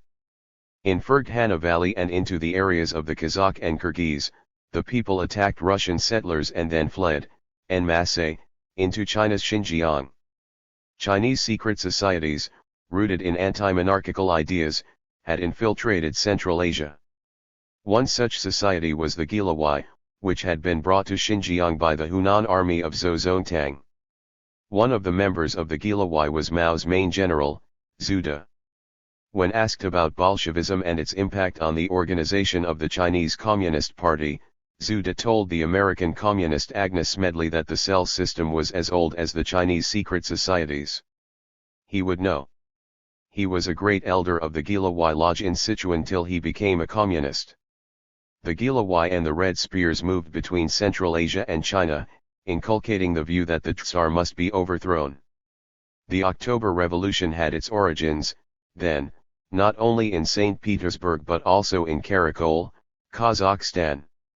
Many Russian settlers in this region, uneasy about the revolts around them, joined the White Army to overthrow the October Revolution. The Soviets sent a commission to investigate the situation in Turkestan. It recommended that the old Tsarist bureaucrats be removed from the area, that colonialist attitudes amongst the Russian settlers be eliminated, and that the old feudal and patriarchal attitudes amongst the Central Asians be combated. Tensions between Turkestan and Moscow prevailed. The communists in Tashkent, such as Turar Raskulov, Mirsaid Sultan Galiev, and later Zeki Viladi Togun, fought for the autonomy of their region from Moscow and for a much less hostile position towards the elites of the Turkmen people. Moscow was not keen on this. Its representatives in the commission, no Turkmen amongst them, wanted to integrate the area into the USSR and to move towards a much fiercer politics of class struggle. Lenin felt that the local communists had a better sense of the ground than his own comrades in Moscow. In his note to the communists of Turkestan, Lenin wrote, "The attitude of the Soviet Workers' and Peasants' Republic to the weak and hitherto oppressed nations is of very practical significance for the whole of Asia and for all the colonies of the world, for thousands and millions of people. I earnestly urge you to devote the closest attention to this question, to exert every effort to set an effective example of comradely relations with the peoples of Turkestan, to demonstrate to them by your actions that we are sincere in our desire to wipe out all traces of great Russian imperialism and wage an implacable struggle against world imperialism, headed by British imperialism." The idea of great Russian imperialism was crucial for the territory of the former Tsarist Empire. Central Asia had to be a model for a post-colonial world. Soviet troops routed the local kings of Khiva and Bokhara, putting in place of the monarchs the Khwarezm People's Soviet Republic and the Bukharan People's Soviet Republic, both later incorporated into the Uzbek and Turkmen Soviet Socialist Republics. These republics, based on the policy of self-determination, needed to guard their autonomy carefully. Uneasiness remained at the heart of the Central Asian areas. Questions of religious freedom and the rights of the small proprietors dogged the Soviet project. The young Bukharans and the young Khivans, such as Abdul Rauf Fitrot, Fayzullah Kojayev, and Akmal Ikramov, were impatient to transform the structure and culture of their societies. For them, the Soviet promise meant that their societies, mired in feudalism, could be wrenched into an egalitarian era. The Indian writer L.G. Ardnikas traveled through Central Asia 2 decades later and found that the early Bolsheviks made many mistakes of policy and procedure. They were imbued with a sense of superiority that was almost fatal to the cause. At the Congress of the Toilers of the East at Baku in 1920, Grigory Zinoviev came to the heart of the problem in Central Asia. The most important issue, he said, was land reform. Zinoviev felt that the Central Asian peasantry was too timid to take action. Centuries of stagnation as a result of many centuries of oppression and slavery on the part of Europeans, he said in his speech to the delegates, had halted the peasantry. The solution of the land question in the East, he said, is surrounded with considerable difficulties which arise partly because the peasants, beaten and terrified by their oppressors, have not dared to take decisive revolutionary action. It is here that the Bolsheviks had to act. In the Azerbaijan Republic, for instance, where the Soviet system is already in force, there are still peasants who fear to seize the land for themselves, being afraid of the revenge of the bourgeoisie and the landlords.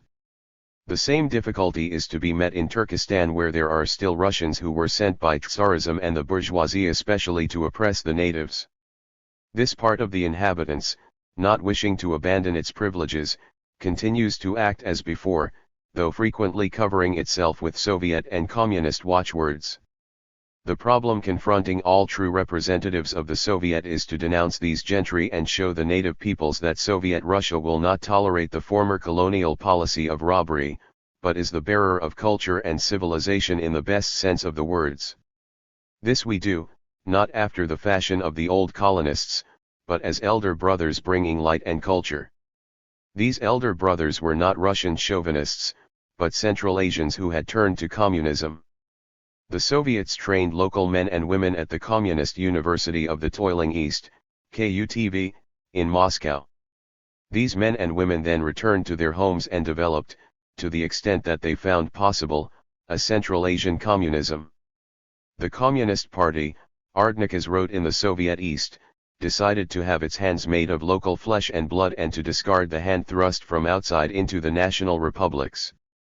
One of these republics was that of the Kyrgyz people, who lived between the USSR and China.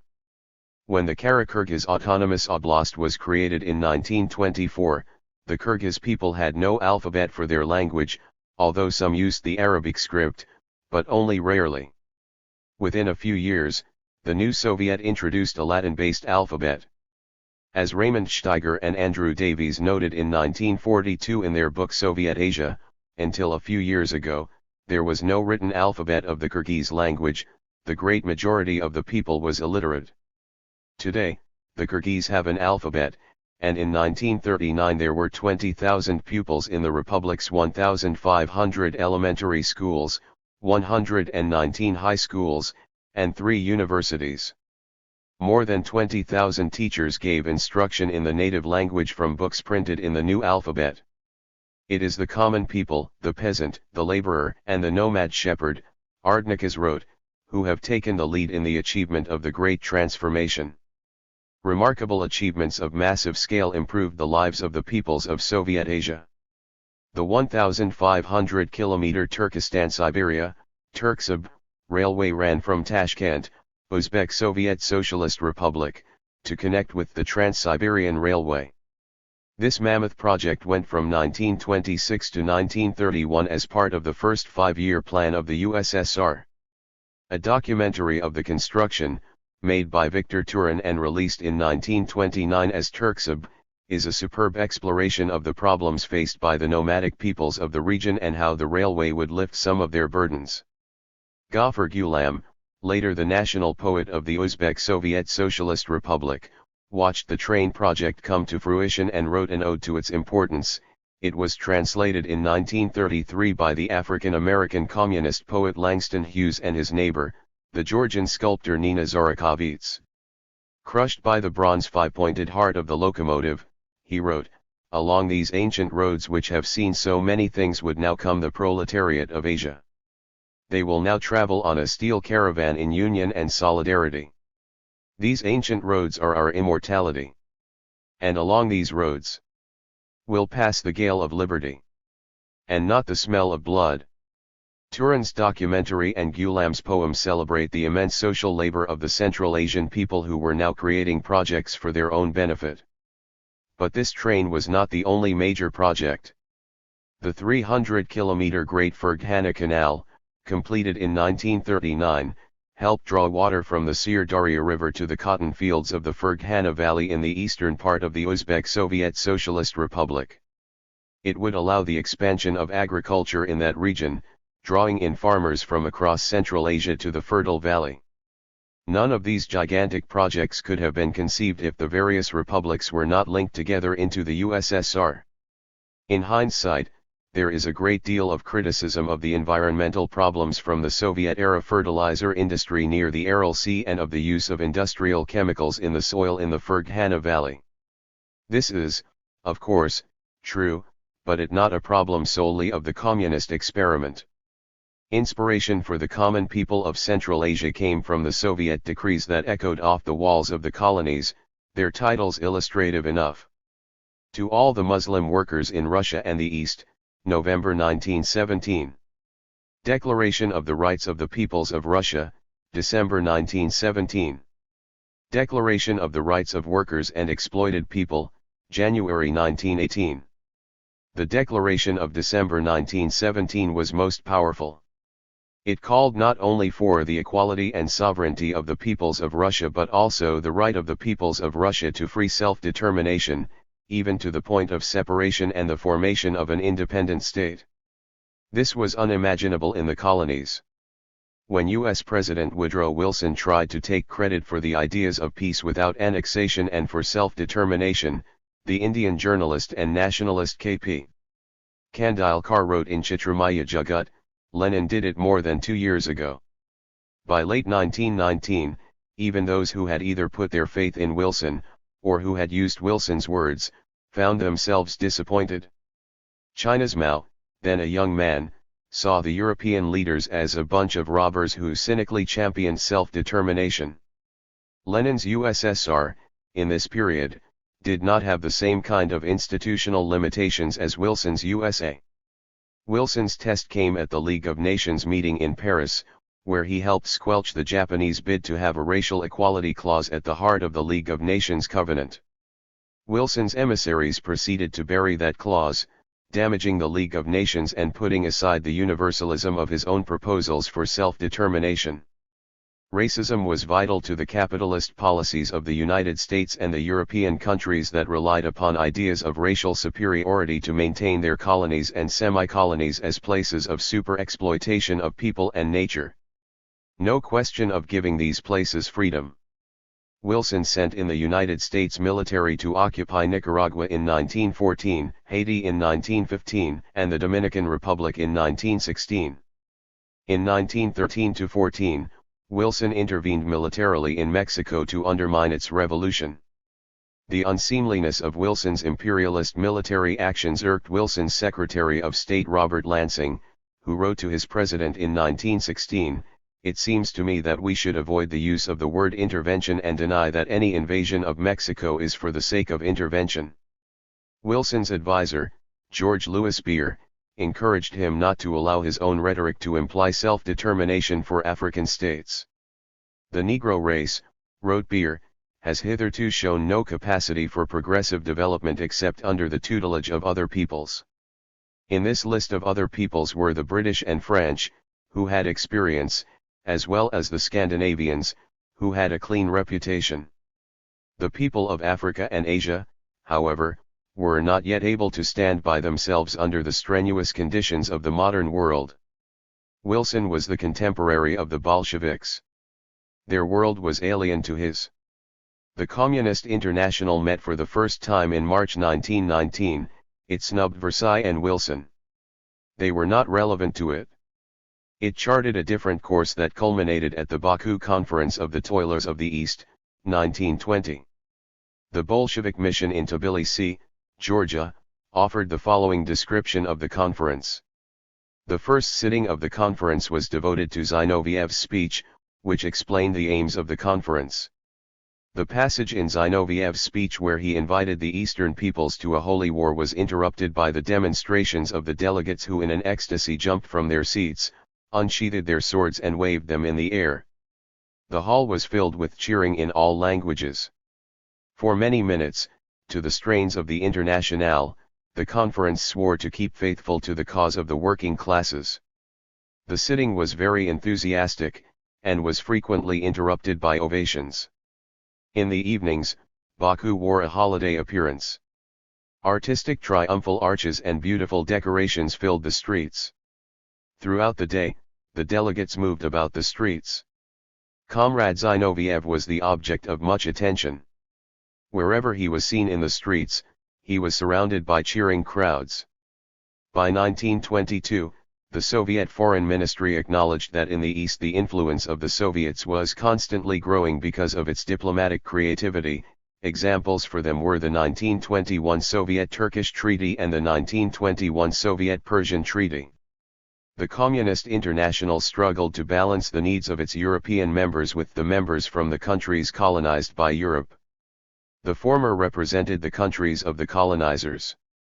They had to fight in their own societies to build organizations of the working class and other allied classes at the same time as they were charged with driving an anti-colonial agenda. The Comintern's attempt to get them to hold a colonial conference spluttered.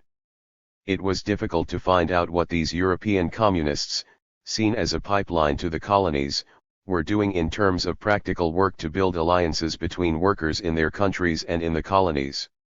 These European communists found it difficult to work amongst workers in their countries who had been dominated by a labor aristocracy that was often pro-imperialist. It was not easy to push a double agenda, for the rights of the European workers and for the workers and peasants in the colonies. No such difficulty lay in the colonies, from Indochina to the Gold Coast of Africa. But other difficulties haunted communists in the colonies. They found it difficult to create a precise framework to work with the bourgeois nationalists who also hated colonial rule but who had no problem with capitalism.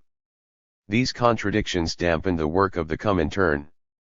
Nonetheless, it was through the Comintern that trade unionists and revolutionary nationalists from one end of the world found out about the work of their peers on the other side. The infrastructure of global communism was created by the Comintern activists, who traveled from one end of China to the other end of Mexico to meet with socialists, anarchists, syndicalists, rebels of all kinds to urge them towards unity with the communist movement. Papers such as The Negro Worker allowed unionists across the continents to keep up with each other and to experience the unity that allowed them to magnify their work. The Trinidadian Marxist intellectual C.L.R.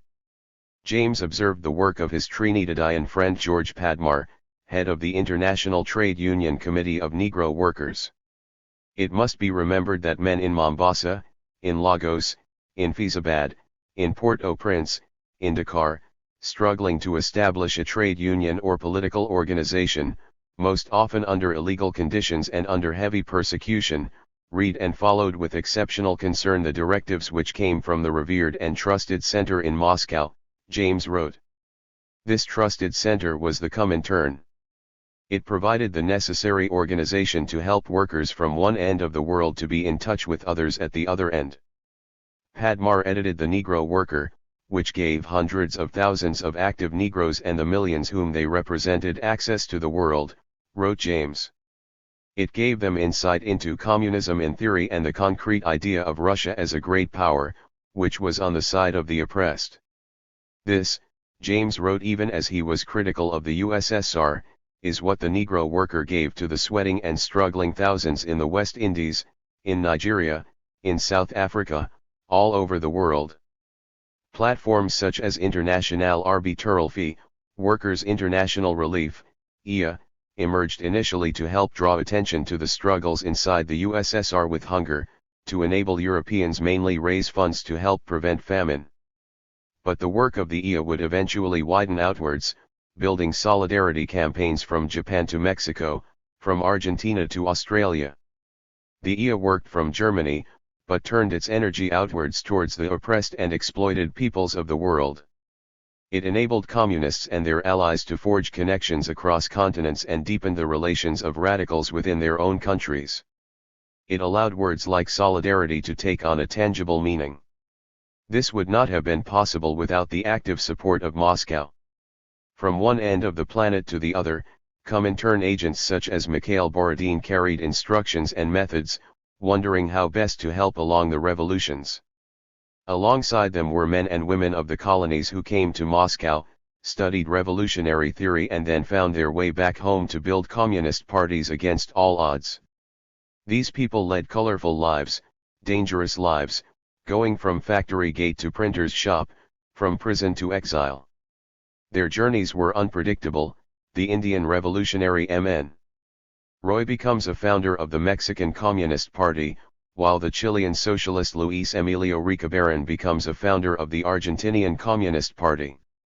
Amir Hyder Khan, 1900-89, leaves his remote village in Rawalpindi for the Merchant Marine, becomes an activist of the American Communist Party and then goes to the USSR to train at the University of the Toilers of the East, which sends him to India. Yusuf Salman Yusuf, 1901-49, known as FAD, met a Comintern agent Pyotr Vasily who helps him go to the University of the Toilers of the East, which sends him back to Iraq after a sojourn in Europe. Tan Malaka, 1897-1949, who leaves the Dutch East Indies to study in Holland, returns to become a popular educator and communist, finds himself in exile and then in Moscow for the Fourth World Congress of the Comintern. Ho Chi Minh, 1890-1969, meanwhile, works on the ships and the hotels in France, the United States and on the Atlantic Ocean. He becomes a founder of the French Communist Party, goes to the USSR to study at the University of the Toilers of the East and then returns to Indochina to lead his country to revolution. Each of them was born close to 1900 and each lead a colorful life, marked by the October Revolution which occurred in their teens.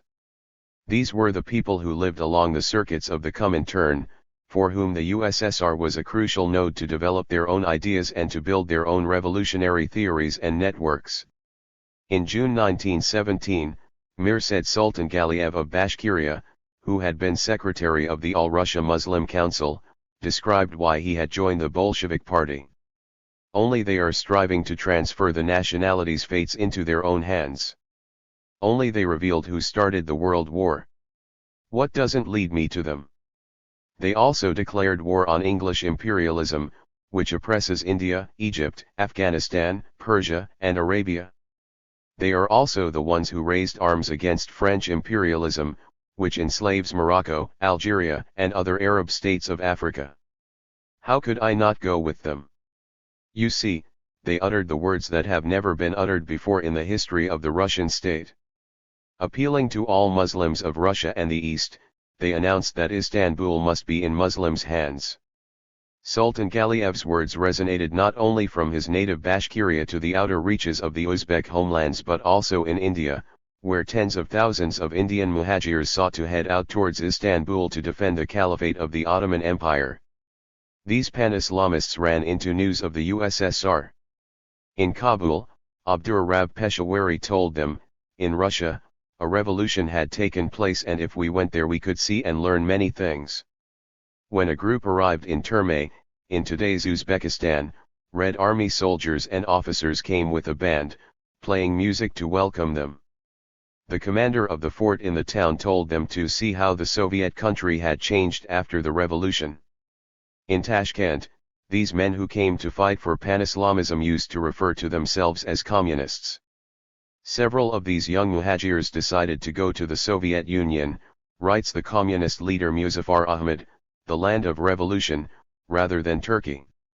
17 students went to the University of the Toilers of the East in Moscow, while others studied in Tashkent at the Indian Military School.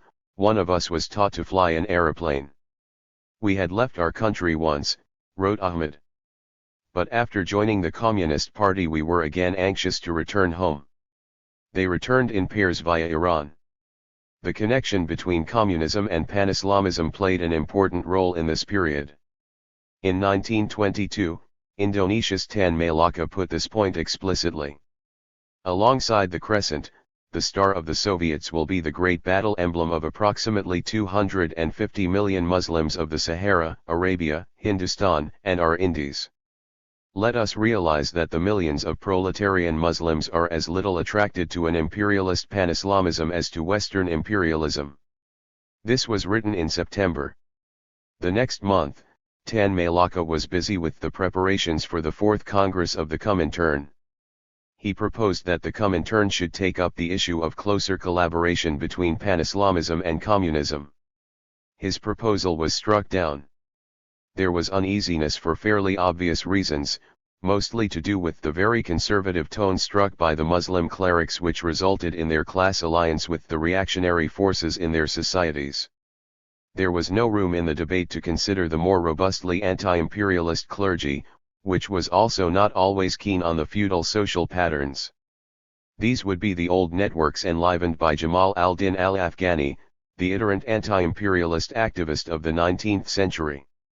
Tan Malaka knew of those people and of Sarkat Islam, the Islamists' trade union, in the Dutch East Indies, which would, for a while, be an important ally of the Indonesian Communist Party.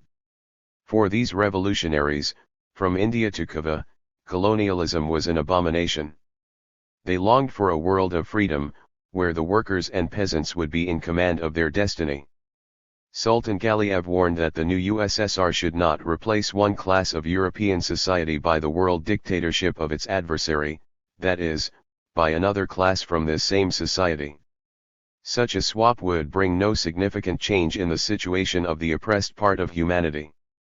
The USSR had to properly forge an anti-colonial and anti-racist future. Otherwise, it would slip into old habits of colonialism. In order to prevent the oppression of the toiler of the East, Sultan Galiev said in 1918, we must unite the Muslim masses in a communist movement that will be our own and autonomous. This was a lesson that many Russians could not learn. It is what Lenin feared. It is what became the basis of decades of struggle between the capitals of Soviet Asia and Soviet Europe. Enemy of imperialism. The October Revolution and the Communist movement appealed to people because, as the Comintern put it in 1928, they see in it the most decisive enemy of imperialism. But, as the Comintern worried, the communist movement is not merely about an end to colonial domination. It was pledged to end imperialism, which by necessity meant to end the class domination of the peoples of the colonies by both the bourgeoisie in Europe and by the tropical bourgeoisie. Lenin and the Bolsheviks understood vacillation. The February Revolution of the workers and the peasants had overthrown the Tsar's regime. The government of Alexander Kerensky that followed was entangled in the tentacles of Russian capitalism and, through them, imperialism. The Russian capitalists had a subordinate position vis-a-vis imperialism. In his History of the Russian Revolution, Leon Trotsky wrote that the Russian autocracy on the one hand and the Russian bourgeoisie on the other hand contained features of compradism, ever more and more clearly expressed. They lived and nourished themselves upon their connections with foreign imperialism, served it, and without their support could not have survived. Trotsky used a word that was commonplace in radical circles at that time, compradism. It comes from the days of Portugal's dominance in the ports of Asia.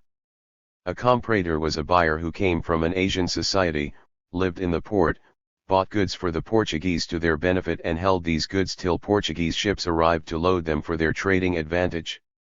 Marxists in Asia drew upon this word and used it to refer to the parasitical native bourgeoisie, which operated not for its own benefit alone but for the benefit ultimately of imperialism. The Russian bourgeoisie, like that of other bourgeois formations in the colonial and semi-colonial world, tended to the interests of imperialism more perhaps than the interests of themselves. The Russian bourgeoisie was the host to European imperialism inside Russia, but, at the same time, the Russian bourgeoisie had its own imperial projects in Manchuria, Mongolia, and Persia. Since Kerensky would not confront the Russian bourgeoisie and was willing to surrender to Western imperialism, his government would eventually betray the revolution. That it is why it had to be overthrown in October 1917. It is also what allowed the Bolsheviks to learn a lesson when they went into the anti-colonial struggle. The national bourgeoisie of the colonies would instinctively be against colonial rule, but they would not necessarily be against imperialism. Their class betrayal had to be confronted within the national movements. The leadership of the nationalist anti-colonial movements did not necessarily have the will to stay the course. Many of these adherents of the party, in the course of the revolutionary struggle, will reach a proletarian class point of view, the Comintern noted, but another part will find it more difficult to free themselves to the end, from the moods, waverings and half-hearted ideology of the petty bourgeoisie. The nationalist bourgeoisie would dither like Kerensky's government, eager for some dignity as an independent nation, but also unwilling to fight for full freedom against the powerful imperialist bloc. In the Comintern, the position against the national bourgeoisie was articulated firmly by the Iranian communist Avedi Sultanzade, who had joined the Bolshevik Party in 1912 in St. Petersburg, where he was then studying. After the revolution, Sultanzade went to Persia, where he worked to build the communist movement in the northern region, and to Central Asia, where he worked amongst the Persian émigré workers. He joined the Adalat Party, a Persian party influenced by Marxism, which would eventually become the Communist Party of Persia. Sultanzade saw that even within his party there were people who were not committed to immediate land reform and were eager to collaborate with nationalists who had no articulated and well-developed social agenda. In the Comintern, where he had some influence, Sultanzade warned of the dangers of dissolving independent communist parties into the nationalist tide. Communists should centrally be involved in the nationalist movement, but they should also retain their organizational independence. The evolution of class struggle will, in the near future, Sultanzade said in November 1920, force the bourgeoisie even in the colonial countries to abandon all and every revolutionary idea. Sultanzade spoke from experience. From Moscow, where he had gone to work at the executive committee of the Comintern, he watched as nationalist leaders from Egypt to Turkey and in Persia cracked down on the communists, sending them to prison or to the gallows. He had an ally in M.N. Roy, who was also skeptical about the national bourgeoisie in the anti-colonial struggle. In 1924, Saad Zaghloul Pasha became Prime Minister of Egypt and arrested the entire Central Committee of the Egyptian Communist Party, which had fought alongside Zaghloul's Wafd party against British imperialism in the 1919 uprising. When Reza Khan came to power in Persia in 1925, he also arrested the communist leadership of the Persian party and destroyed the party. In Turkey, Kemal Ataturk benefited from Soviet aid and communist backing, but when he consolidated power by 1922 he suppressed his former communist allies. Nothing was as dramatic as the events in China, however, where the nationalist Kuomintang, KMT, massacred the communists in 1927.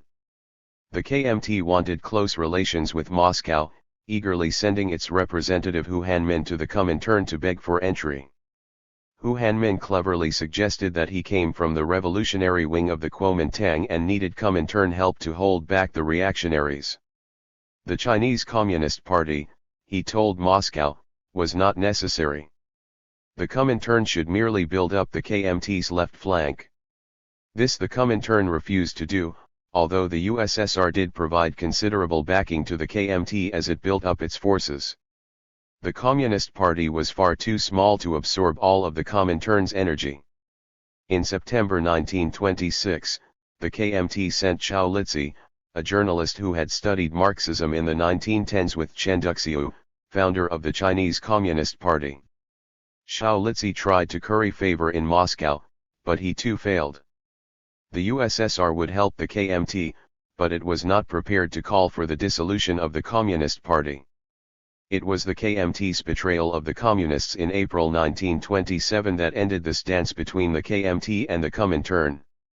Should the Comintern have instructed the Chinese Communists to stay away from the KMT after the founding of the Chinese Communist Party in 1921? The basis for united actions by all nationalist sections against imperialism was laid out by Lenin in 1916. The main thing today is to stand against the united, aligned front of the imperialist powers, the imperialist bourgeoisie and the social imperialists, and for the utilization of all nationalist movements against imperialism for the purposes of the socialist revolution. The goal remained the social revolution, but the weakness of the working class required an alliance with all classes in the national struggle. The Soviets understood fully the power of imperialism. Right after the October Revolution, every imperialist power, from the United Kingdom to the United States, sent arms, equipment, and encouragement to the white armies to go in and overthrow the workers' state. Neither of the white forces led by Admiral Alexander Kolchak nor General Anton Denikin would have been able to sustain their war without imperialist assistance. No peasant, now given land by the Soviets, was willing to fight for free to restore the aristocrats to power. Winston Churchill, an influential person in the British government, said that one might as well legalize sodomy as recognize the Bolsheviks. His was a fanatical view against communism. Others did not entirely oppose him. What stopped them was the exhaustion of the British exchequer and that of the other imperialist powers by the Great War. The imperialist invasion of the USSR was not a form of dialogue or an export of democracy. This was an armed action against the new government. Imperialism's brutality had been on display across the continents, from the barbarism of the Belgians in the Congo to the harsh treatment by the Italians against the Libyans in 1911 and by the British, Dutch, and French from the Caribbean to Southeast Asia. It was against this force that Lenin cautioned unity of all national classes. Lenin warned that if the communists did build the confidence of the people, then they would only weaken any popular unity against imperialist intervention. In the anti-colonial struggles, the communists had to be with the people. That was paramount. But to be with the people did not mean to adopt a populist politics, to be the ventriloquist's dummy that says whatever social views the people hold. The communists must both hold to their values, but must not allow these values to be too far from the common sense of the people. This was a tricky business and required deftness and tact. It was why Lenin warned the Mongolian People's Party, in November 1921, to desist from changing their name to a communist party. The party, he said, could not be ahead of the general consciousness of the people. When the proletariat develops its confidence and begins to shape the popular movement, only then should the People's Party become a communist party. A mere change of signboards is harmful and dangerous, Lenin told a Mongolian delegation. The Mongolians had already made their revolution in July of that year. 3 years later, in 1924, the newly named Mongolian People's Revolutionary Party would join the Comintern. The use of the word revolutionary substituted for the word communist. The Mongolians wanted space to produce their own revolutionary theory and policies. But their reliance on the Soviets for material aid was entangled with their reliance upon Soviet policy for their own development, all in fear of the intervention of imperialism, which was not unfounded, as the invasion by Baron Roman von Ungern-Sternberg in 1921 was to show. Ulaanbaatar's reliance upon the Kremlin seriously narrowed the ability of its revolutionary movement to build on its own history and to build its own capacity for socialist theory and practice. Narrow views of development led to a distortion of the pastoral economy, which undermined the ability of the herders to tend to their animals. Mass migration to China, as well as a revolt in 1931–32, was the obvious outcome.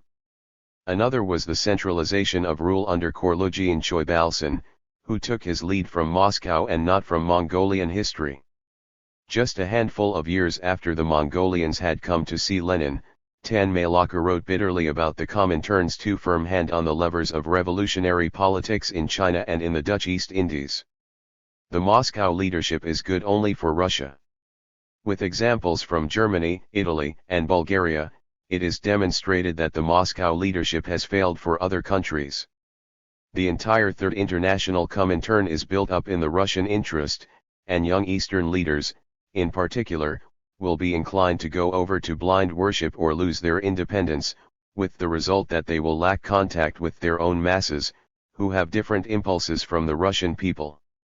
When Tanmay Laka was asked if this criticism of Moscow would bring him and the Indonesian communists towards the Fourth International of Leon Trotsky, then in the middle of a struggle against Joseph Stalin, he responded, "The people of the Indies have enough to do without waiting around for the conclusion of the fight between Stalin and Trotsky."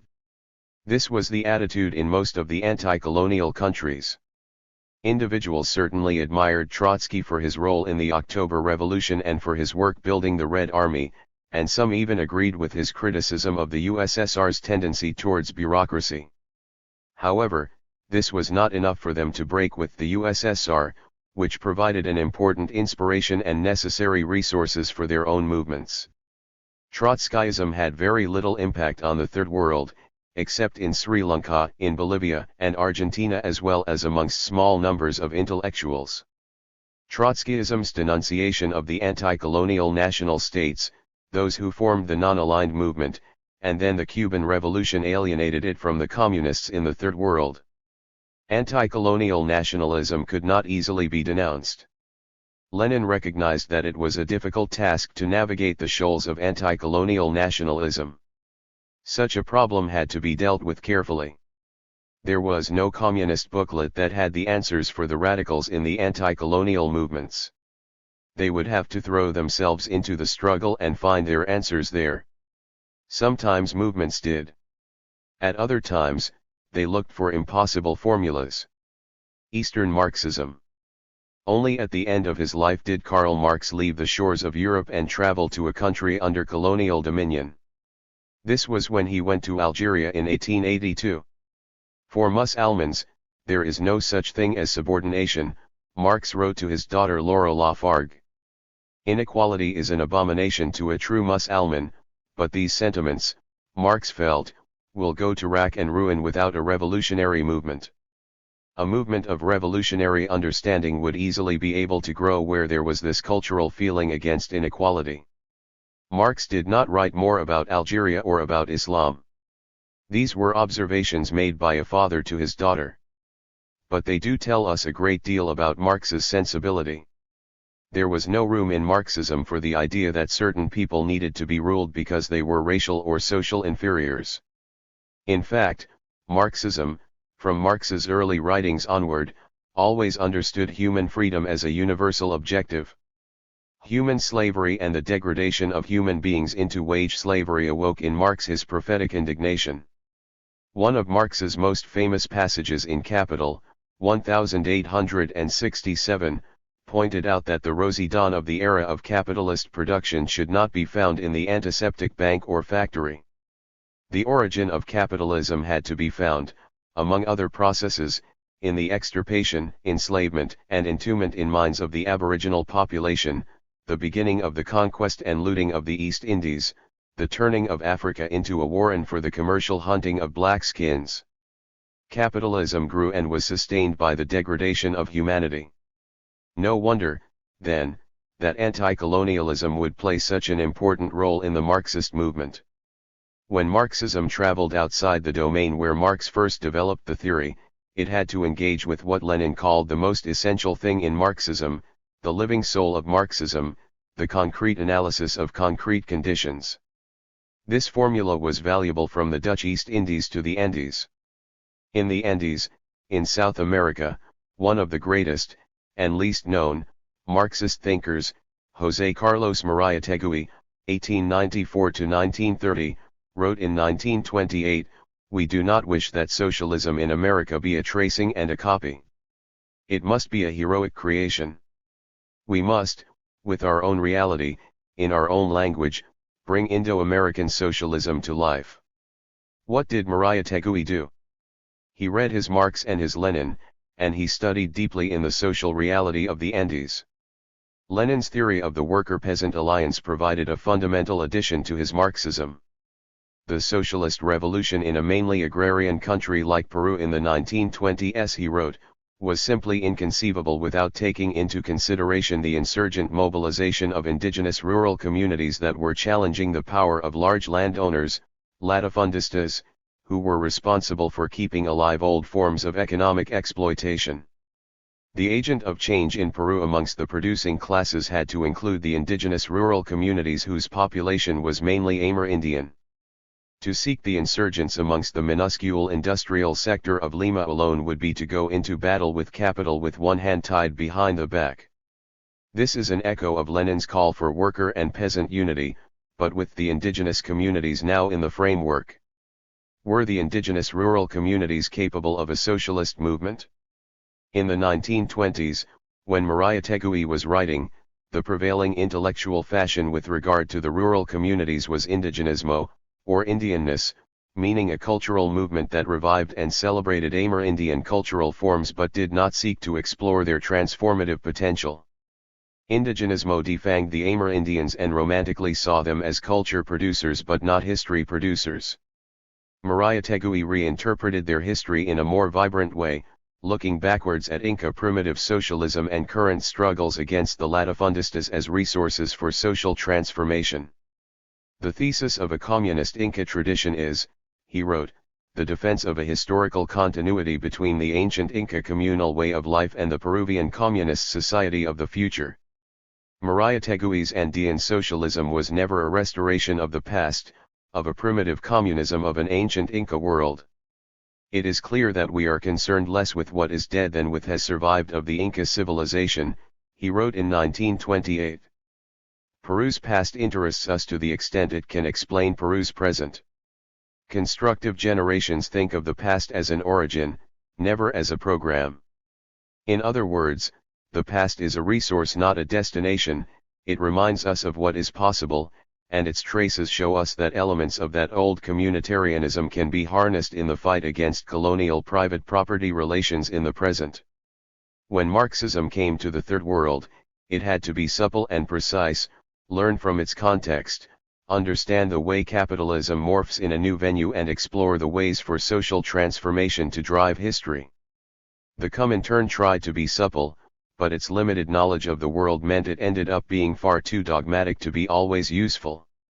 By the late 1920s, the Comintern suggested the creation of a black belt in the southern region of the United States, native republics in South Africa and an Indian republic along the Andean region of South America. From Moscow, it appeared as if the nationalities theory could be easily transported to these distant lands. For South America, The theory was debated at the first Latin American Communist Conference held in Buenos Aires in June 1929. Fierce debate broke out here, with the Comintern's preferred position being opposed by Mariátegui's associates. The construction of an autonomous state from the Indian race, Mariátegui wrote, would not lead to the dictatorship of the Indian proletariat, nor much less the formation of an Indian state without classes. What would be created is an Indian bourgeois state with all of the internal and external contradictions of other bourgeois states. The preferred option would be of the revolutionary class movement of the exploited indigenous masses, which was the only way for them to open a path to the true liberation of their race. The debate on goals and strategy became so fierce that this was the only Latin American Communist Conference to be held. The indigenous proletariat await their Lenin, Mariátegui wrote. He meant not a Lenin as such, but a theory that could emerge from the movements to lead them against the rigid structures of the past and present. This was not always the lesson that was learned. But it is our lesson now. EMS. Namboodiripad, 1909–98, was born a decade after Mariátegui and outlived him by many decades. He was not only an innovative Marxist but also the leader of the communist movement in India. From his 1939 report to the Malabar Tenancy Inquiry Committee to his 1970s essays on caste and class, EMS explored the Marxist method to interpret the history and society of India. For historical materialism, the historical narrative laid out by Marx, society moved through two stages, from slavery to feudalism, and then from feudalism to capitalism, in anticipation of a future stage, from capitalism to socialism. Nothing like this happened in India. India remained tied to the same old order, EMS wrote, under which the overwhelming majority of the people belonged to the oppressed and backward castes. This is the essence of what Marx called India's unchanging society, where the village was not touched by the wars and upheavals at the higher levels. Caste society and the hegemony of Brahmanism had a most pernicious impact on Indian society. The caste system not only kept the oppressed masses in thrall, the ideological hegemony of Brahmanism resulted in a sustained stagnation of science and technology, and, therefore, ultimately, of the productive forces as well. This process weakened India, leaving the door wide open for European colonialism. As EMS put it, the defeat of the oppressed castes at the hands of the Brahmanic overlordship, of materialism by idealism, constituted the beginning of the fall of India's civilization and culture, which in the end led to the loss of national independence. The stagnation of Indian history from the time of Adi Shankara in the 8th century was encapsulated in the caste-based feudal society. This caste order with its religious justifications was able to contain its contradictions. This meant that while challenges to the caste order by rebellion did occur across Indian history, none of these rebellions were able to frontally assault caste and break caste hierarchy in any substantive way. Neither British colonialism nor the Indian bourgeoisie in the post-colonial state had any real appetite to smash caste. The conversion of feudal landlords into capitalist landlords and the conversion of tenant serfs into the agrarian proletariat did not break the back of feudalism. The transformations merely superimposed capitalist social relations upon the caste-based feudal order. In India, EMS wrote, many of the forms of exploitation of the pre-capitalist system are continuing, some in the original and some in changed forms. There exists along with these a new system of exploitation as a result of capitalist development. The agrarian proletariat, because of the old feudal relations, experienced harsh pauperization. The poor in the fields got poorer, as old feudal customs allowed landlords to transfer all the burdens of agriculture on their workers while reaping all the profits, little of it reinvested to modernize agriculture in any way. Pre-capitalist social formations cultivated by colonialism and by the national bourgeoisie had to be systematically undermined by the people's movements of independent India. EMS traced the potentialities within Indian society, finding opportunities for social progress and breaks against it. Cognizant of the special oppression of caste and of religious majoritarian in Indian society, EMS fought against the organizing of people based on these very lines. One cannot fight caste oppression on caste lines. Instead, caste oppression had to be fought by organizing people into unified class organizations that understood and emphasized the special role of caste in Indian society. As he put it in his essay on caste and class, we had then and still have to fight a two-front battle.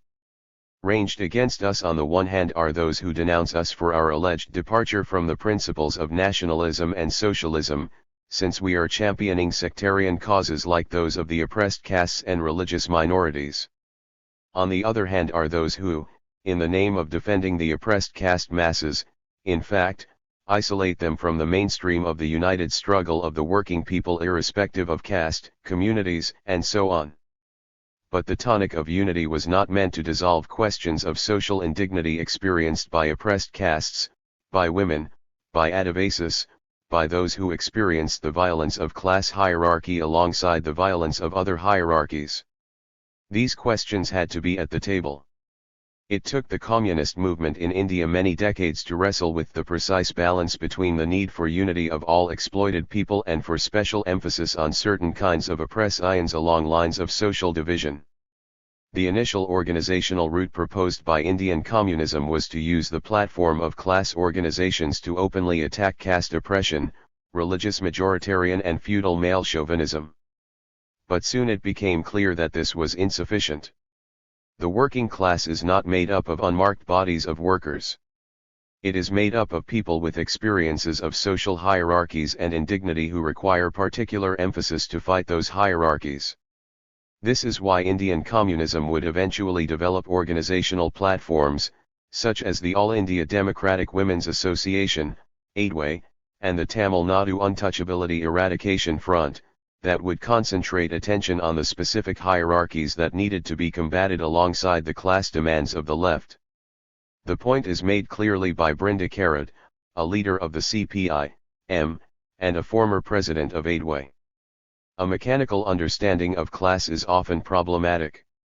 When Marx said, "Workers of the world unite," he was not speaking of male workers.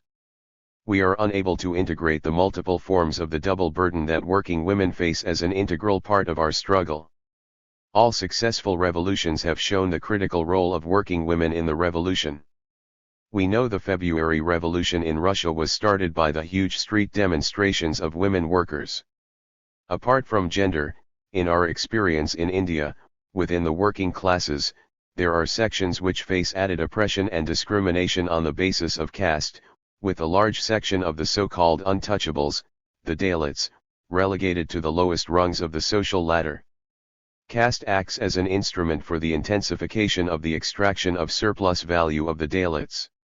Somewhat similar is the assault on the rights of Adivasi communities, tribal communities, with the corporate grab of land, forests, destruction of histories, cultures, languages, and ways of life.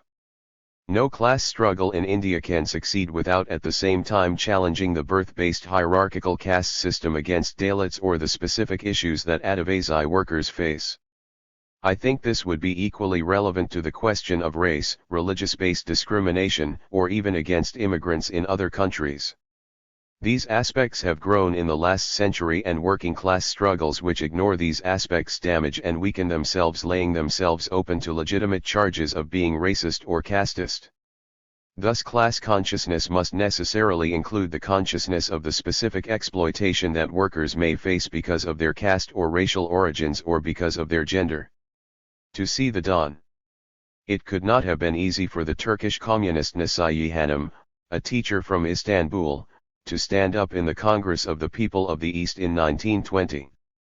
The meeting was in Baku, which had established itself, along with Tashkent, as one of the hubs for Eastern communism.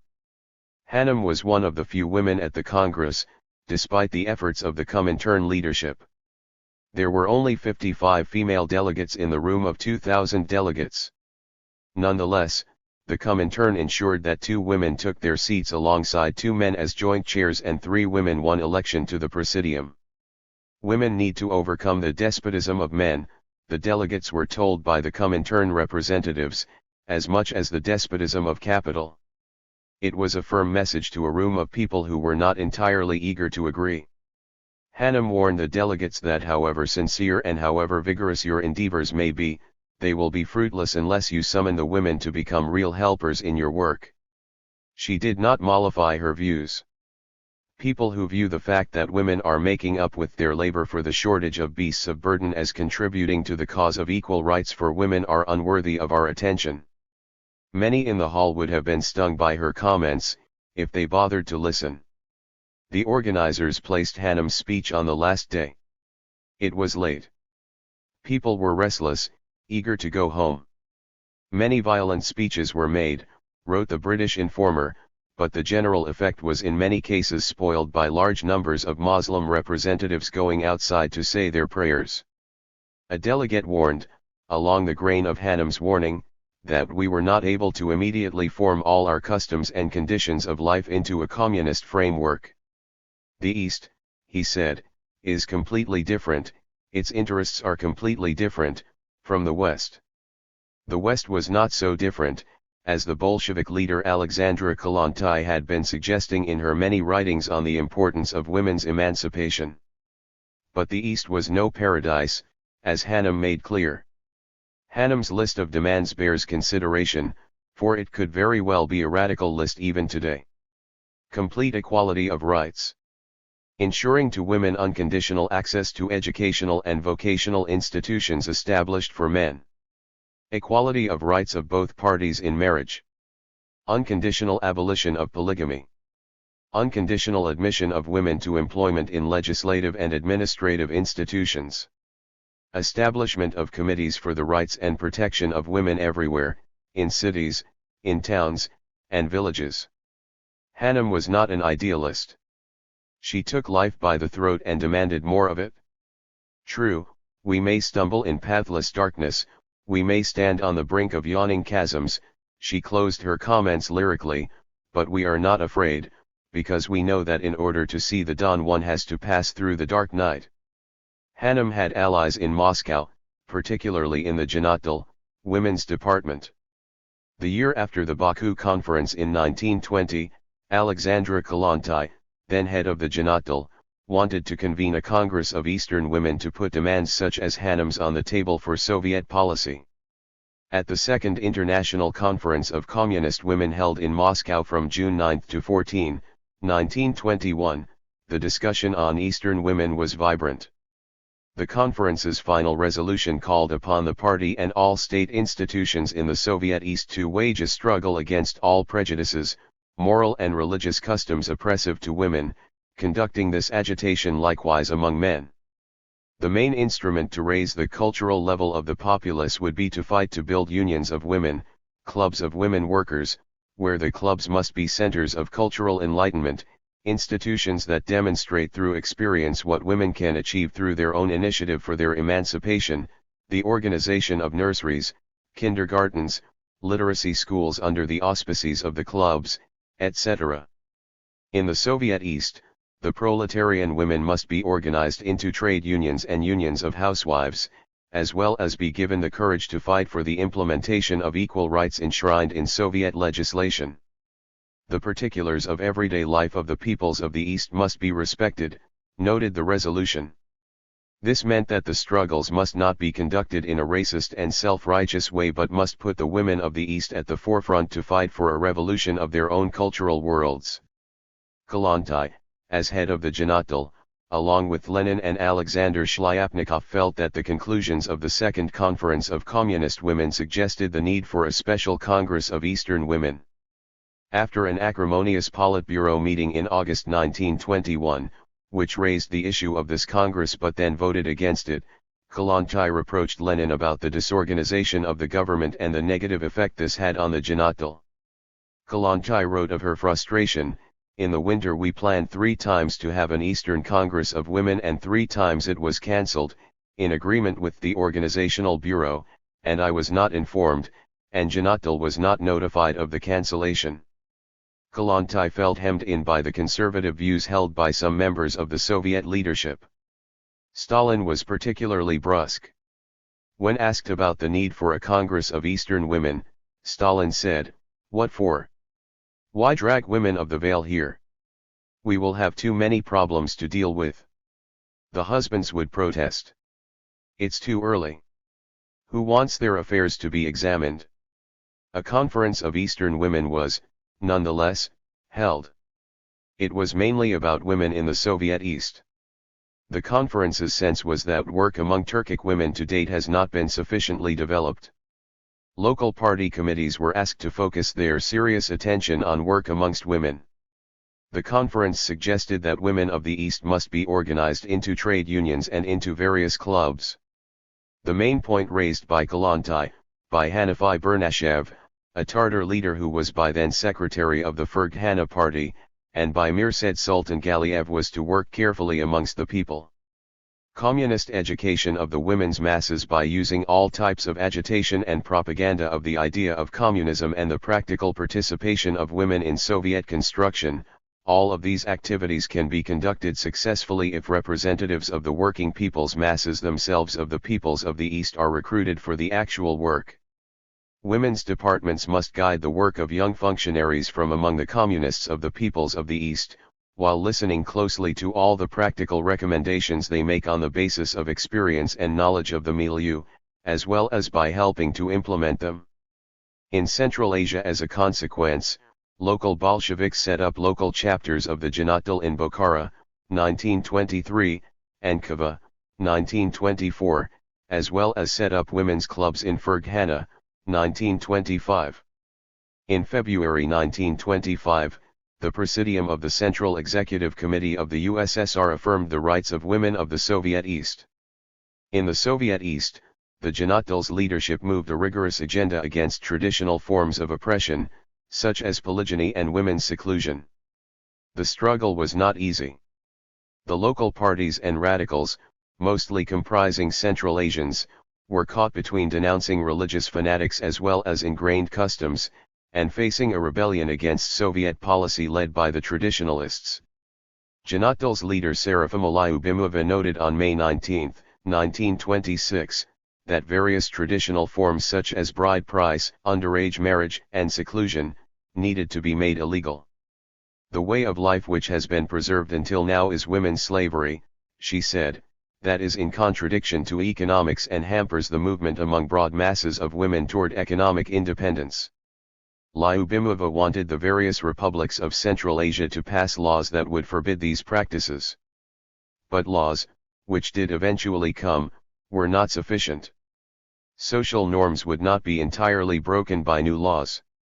Besides, as the Janatal units found, women sometimes adopted these customary ways as a way to take comfort and power in familiar domestic settings. Conflicts between mullahs and jadids, elite reformers, did not ease the passage from older forms of domesticity to the newly available ways. The Soviets hesitated in the first decade, unwilling to directly confront Central Asian culture for fear of a widespread revolt in the region.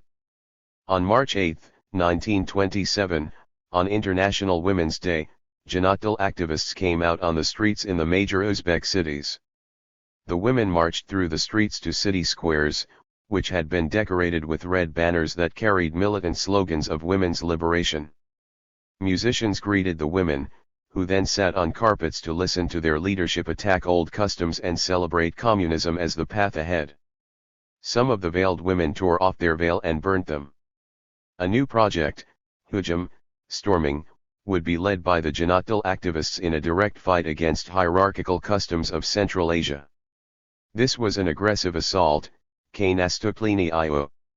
To the attack, said the activists as they conducted direct actions as well as built women's institutions, clubs, schools. The Janatal activists were now in direct confrontation with the clergy and with the landlords, who benefited from the social quiet imposed by the old ways. The reaction to the Hujum was fierce but private. There were few public protests to defend the yashmak, veil, and illiteracy. The protests were against the women who had spoken out or against women who tried to adopt the new norms. During this period of the late 1920s, the Uzbek Supreme Court noted that 71 cases came before them of men angry at women for their various assertions. The court convicted 127 people for their aggression against the women. The Tashkent court dealt with 38 cases of this kind. In 13 of them, men killed women. In 1928-29, 270 Uzbek women were murdered for unveiling themselves. The Janatal activists persisted. The Hujum was not an easy fight, nor did it succeed in fully transforming the cultural worlds of the nomadic Kazakh, Kyrgyz, and Turkmen families. It would take decades for these ideas to seep into the generations. The fight for women's education was equally difficult.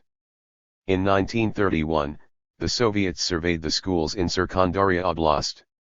In one village, not untypical, they found no girls in school.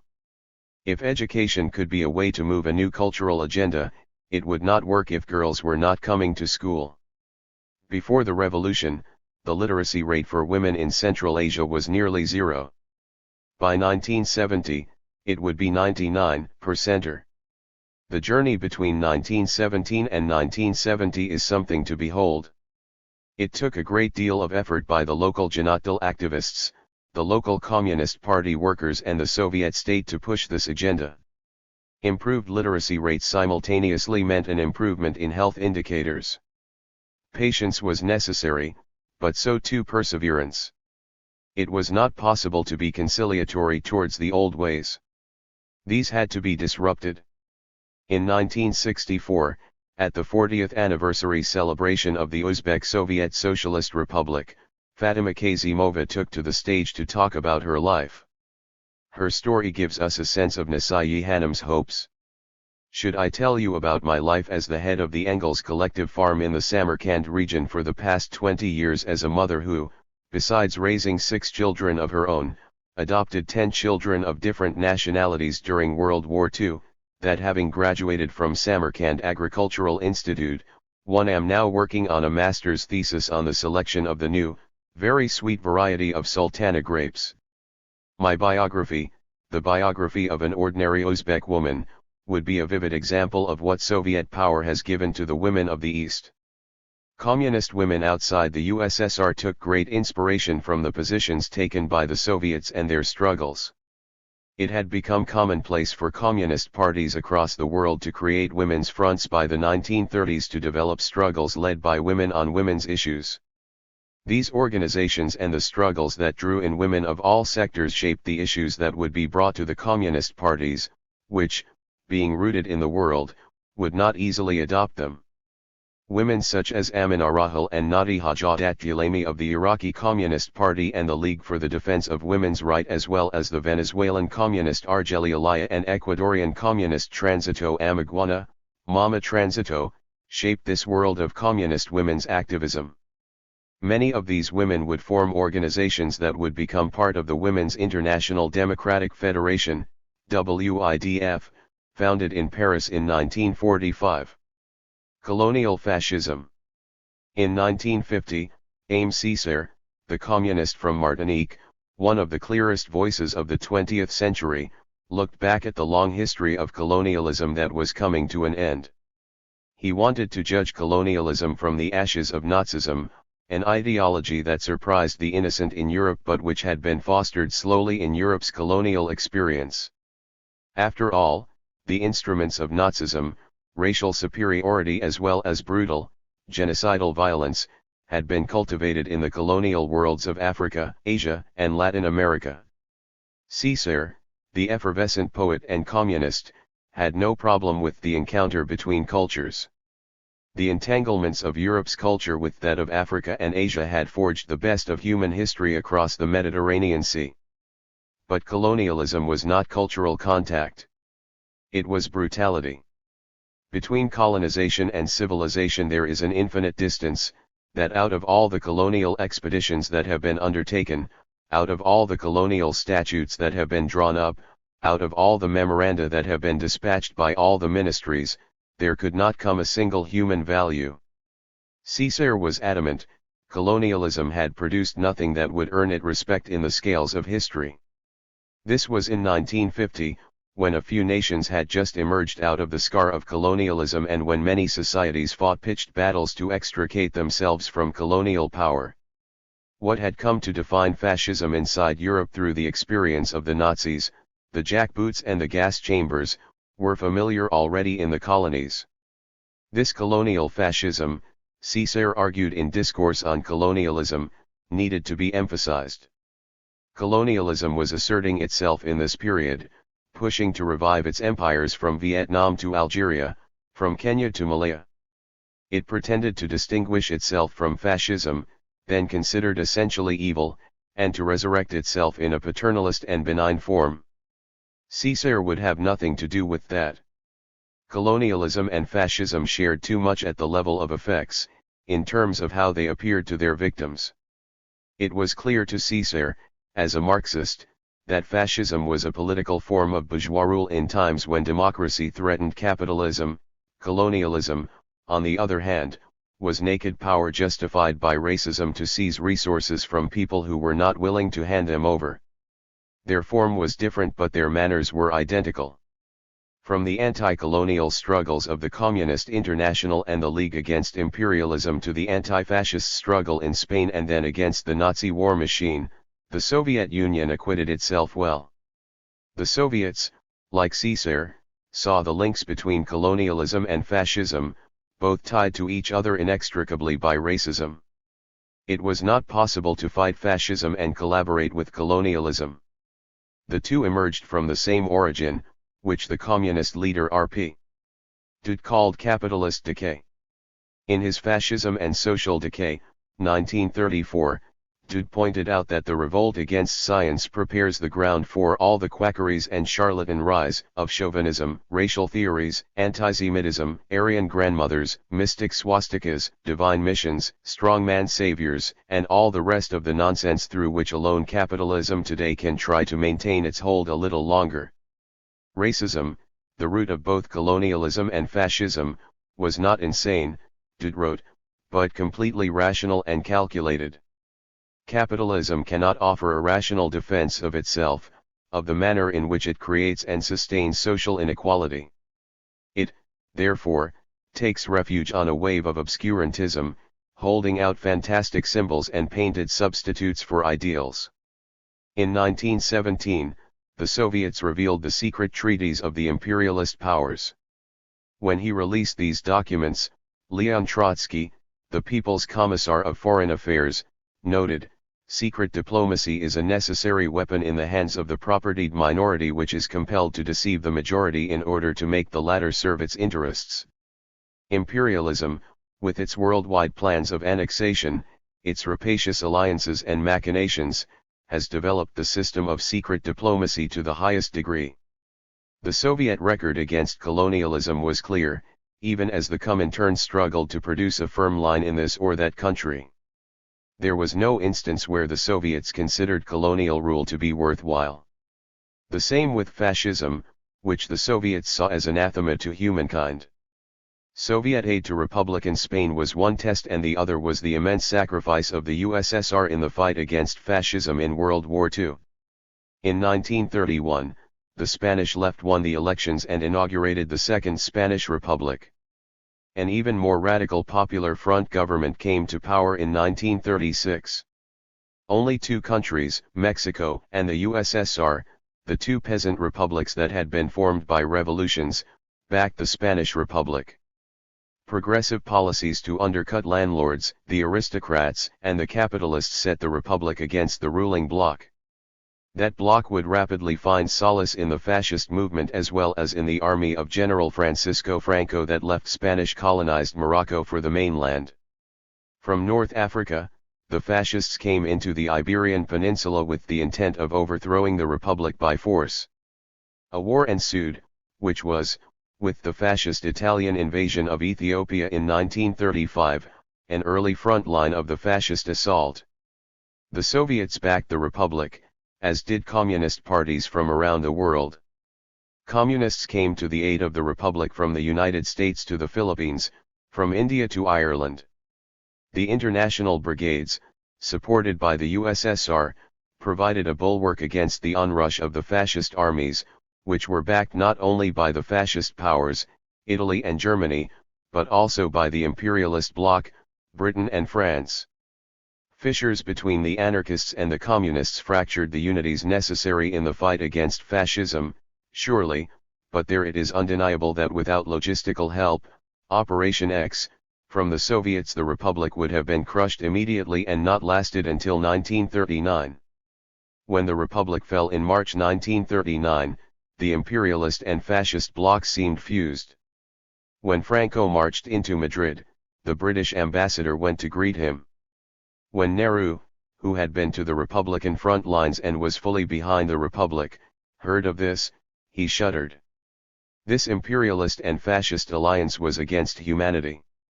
Franco would remain in power until his death in 1975. He remained heralded by the democratic countries of Europe. The USSR, through the summer of 1939, faced the imminent threat of invasion by the fascist and imperialist powers. Such an invasion had taken place right after 1917. In the war in Spain, it became clear that Soviet armaments that went there through Operation X were not of the same quality as those produced by the Germans and the Italians. The Soviets sent 772 airmen in heavy Tupolev SB bombers, which turned out to be far slower and more vulnerable than the German Messerschmitt Bf 109. The Soviet army staff feared that an invasion by the Nazis and the imperialist bloc, after the fall of Spain, would be catastrophic for the USSR.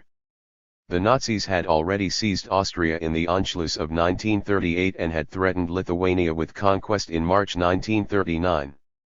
The Italians had seized Albania in April 1939 and the two fascist powers, Italy and Germany, signed a decisive pact of steel in May 1939. Britain's appeasement of the fascist bloc at the Munich meeting in 1938 suggested collusion between the imperialist and the fascist bloc. This was the context of the Molotov-Ribbentrop Pact of August 1939, where the Soviets hoped to get some time to build up their capacity before an inevitable Nazi attack. Surely there should have been no compromise with fascism. But this was in the realm of realpolitik, a way to salvage time before the war that was to come. Indeed, in September 1939, the USSR opened 9 factories to build aircraft and 7 factories to build aircraft engines. The Red Army grew from 1 million, spring of 1938, to 5 million, June 1941. But Stalin had other ideas as well. On March 10, 1939, when the Spanish Republic was ready to fall, he said that the USSR should allow the warmongers to sink deeply into the mire of warfare, to quietly urge them on. If Germany and Britain went to war, then it would weaken and exhaust both, allowing the USSR with fresh forces to enter the fray eventually in the interest of peace to dictate terms to the weakened belligerents. This would not happen. France was easily defeated by the Nazis and Britain could not find the way to bring troops to the European mainland. The war came to the USSR without the imperialists being weakened. The Nazis attacked the USSR as expected. The Soviets fought valiantly against the Nazis, losing over 26 million Soviet citizens in the long war that eventually destroyed the Nazi war machine. It was the Soviet Union that saved the world from Nazism. It was Soviet armies that liberated most of the Nazi concentration camps, and it was the Soviet armies that entered Berlin and ended the war. General Dwight Eisenhower, the leading American soldier in the European sector, recalled his journey into the Eastern Front after the end of the war. When we flew into Russia in 1945, I did not see a house standing between the western borders of the country and the area around Moscow. Through this overrun region, Marshal Zhukov told me, so many numbers of women, children, and old men had been killed that the Russian government would never be able to estimate the total. Fascism, to those in the colonized world, shared too much in its behavior with colonialism, the racism surely, but also the brutality and depravity, the oscillation between genocide and incarceration. Aimé Césaire did not see fascism and colonialism as separate endeavors. They work in. But in Europe after 1945, there was a great push to see fascism as merely its European expression, an aberration of the Germans and the Italians.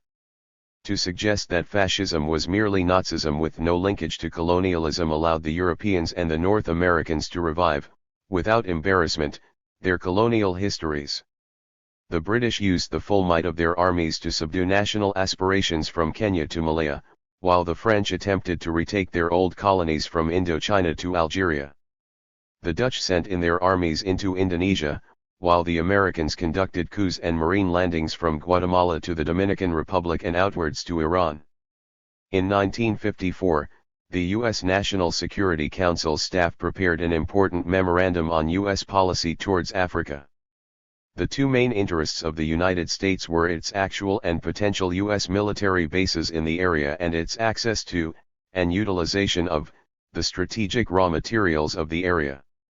To secure bases and raw materials, the United States would need to support the colonial powers' presence in the area, namely to support the continuation of colonialism. U.S. Secretary of State John Foster Dulles worried that decolonization would mean the delivery of the new states to the communists and so the loss to the U.S. of bases and raw materials. Zeal toward decolonization, he said, needs to be balanced by patience. Here patience simply meant the delay of decolonization. This was a return to the language and logic of imperialism from before World War II. There was no sense here that the anti-fascist struggle had any unity with the anti-colonial struggle, both part of the broader human struggle for freedom against tyranny. Fascism had been defeated, but colonialism was going to be welcomed into the post-war age. In 1960, the U.S. voted in the UN Political Committee against a resolution that called for Algerian independence. Later that year, the U.S. voted, effectively, to allow no oversight into the Portuguese colonies in Africa. Finally, that year, the U.S. abstained on a vote in the UN General Assembly for a declaration on the granting of independence to colonial countries and peoples. This declaration was a significant feint by the USSR on behalf of the colonized world. During the 15th session of the General Assembly on September 23, 1960, Nikita Khrushchev of the USSR said it was now time for the complete and final liberation of peoples languishing in colonial bondage. In keeping with the UN Charter, the 100 million people still living under colonialism must be freed. 5 days later, during the discussion over the declaration, which was sponsored by the USSR, its representative to the UN Valerian Zorin called for independence for all colonial territories within a year. The process of liberation is irresistible and irreversible, noted the declaration, which passed by 89 votes to 0, with 9 abstentions, including colonial powers such as Belgium, France, Portugal, Spain, the United Kingdom and the apartheid state of South Africa. It was clear that the old colonial powers and the United States had little sympathy for the anti-colonial struggle, itself intertwined with the legacy of the October Revolution. While Zorin made the case, along with 43 countries from Africa and Asia, in the United Nations, Cuba broke through its colonial domination into freedom. From the mountains of the Sierra Maestra and from the cities came the torrential power of the people against the Uzbek dictator Fulgencio Batista. The revolution is made in the midst of danger, said Fidel Castro as he led his band of peasant soldiers from the hills into the cities. They had triumphed against remarkable odds. Quickly, the revolutionaries passed a series of decrees, just as the Soviets had, to draw the key classes to their side. To draw in the urban Cubans, the revolutionaries cut rents by half, sending a strong signal to the bourgeoisie that they had a different class outlook. Then, the revolutionaries took on the United States, whose government held a monopoly over services to the island. Telephone and electrical companies, all American, were told to reduce their rates immediately. Then, on May 17, 1959, the Cuban government passed its agrarian reform, the keystone of the revolutionary process. Land holdings would be restricted so that no large landowners could dominate the landscape and so that the U.S. sugar industry could not strangle the hopes of the island. The most radical part of the reform was not the land ceiling itself, but the logic that agrarian reform would transform the stagnation of the Cuban economy and its dependence upon the United States. The law clearly stated that, from a socialist standpoint, the agrarian reform has two principal objectives: a. to facilitate the planting or the extension of new crops with the view of furnishing raw materials to industry, satisfying the food requirements of the nation, increasing the export of agricultural products and, reciprocally, the import of foreign products which are essential to use, b. to develop the interior market, family, domestic, by raising the purchasing power of the rural population. In other words, increase the national demand in order to develop the industries atrophied by an overly restrained consumption, or in order to create those which, for lack of customers, were never able to get started among us. The revolutionaries wanted to diversify their sugarcane island, produce food security for their people, remove people from desperation, increase the ability of people to consume a range of goods and engineer a people-centered rather than an export-centered economy. Long before Castro announced his commitment to communism, the regime had already developed a carefully thought-out socialist platform.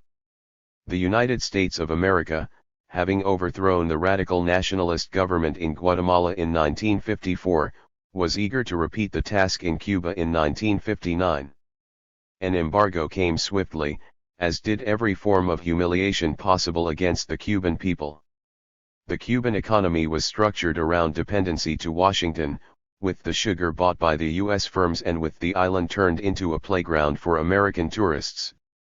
Now, the U.S. decided to squeeze this little island, only 90 miles from the U.S. shoreline. Gunboats were readied, a failed invasion tried in April 1961 at the Bay of Pigs. Cuba was vulnerable but also protected by the deep roots of its revolution. But would this protection be sufficient? Could Cuba, alone, be able to survive the onslaught from the United States? On February 5, 1960, a leader in the USSR and an old Bolshevik, Anastas Mikoyan, came to Havana to join Fidel Castro at the opening of a Soviet scientific, cultural and technical exhibition. A week later, Mikoyan and Castro signed an agreement for the USSR to buy Cuban sugar at the world market price, in dollars, and provide credits for the Cubans to buy Russian goods. The USSR would subsequently buy almost all the Cuban sugar harvest, even as the Russian consumer market could very well have been supplied by beet sugar from within the USSR. Prices fluctuated, but, on balance, the Cubans were able to find a regular buyer to take over from the United States. The Russians also provided over $100 million in credits toward the construction of Cuba's chemical industry as well as trained Cuban technical and scientific workers in the USSR. Diversification of Cuba's economy remained on the cards, although it became clear that it would not be an easy task. In August 1963, Castro announced that diversification, as well as industrialization, would be postponed. Cuba needed to concentrate on its sugarcane harvest to earn the means to survive the embargo. On February 24, 1965, Che Guevara addressed the Second Economic Seminar of Afro-Asian Solidarity in Algiers, Algeria. He had come to talk about the economic problems for a revolution in a post-colonial country. Overthrowing the former colonizer was not enough, Che said, since a real break is needed from imperialism for the new state to actually flourish and not remain in dependency. How could the post-colonial state survive a hostile economic climate? Who would buy its goods, mainly primary, unprocessed goods, at a fair price, and who would lend it capital at fair terms to develop? Capitalist banks and countries would not provide the post-colonial state, particularly a socialist state, with the means to break out of the trap of underdevelopment. Banks would lend money to a post-colonial state at rates higher than it would lend to a colonial power. Expensive money would only put the post-colonial state into further difficulty, as it would find it hard to service its debt and see its debt multiply out of hand. To prevent this situation, Che argued, the socialist countries must help pay for the development of countries now starting out on the road to liberation. Trade between socialist countries must not take place based on the law of value of capitalism, but through the creation of fraternal prices. The real task, Che said, consists of setting prices that will permit development. A great shift in ideas will be involved in changing the order of international relations. Foreign trade should not determine policy, but should, on the contrary, be subordinated to a fraternal policy toward the peoples.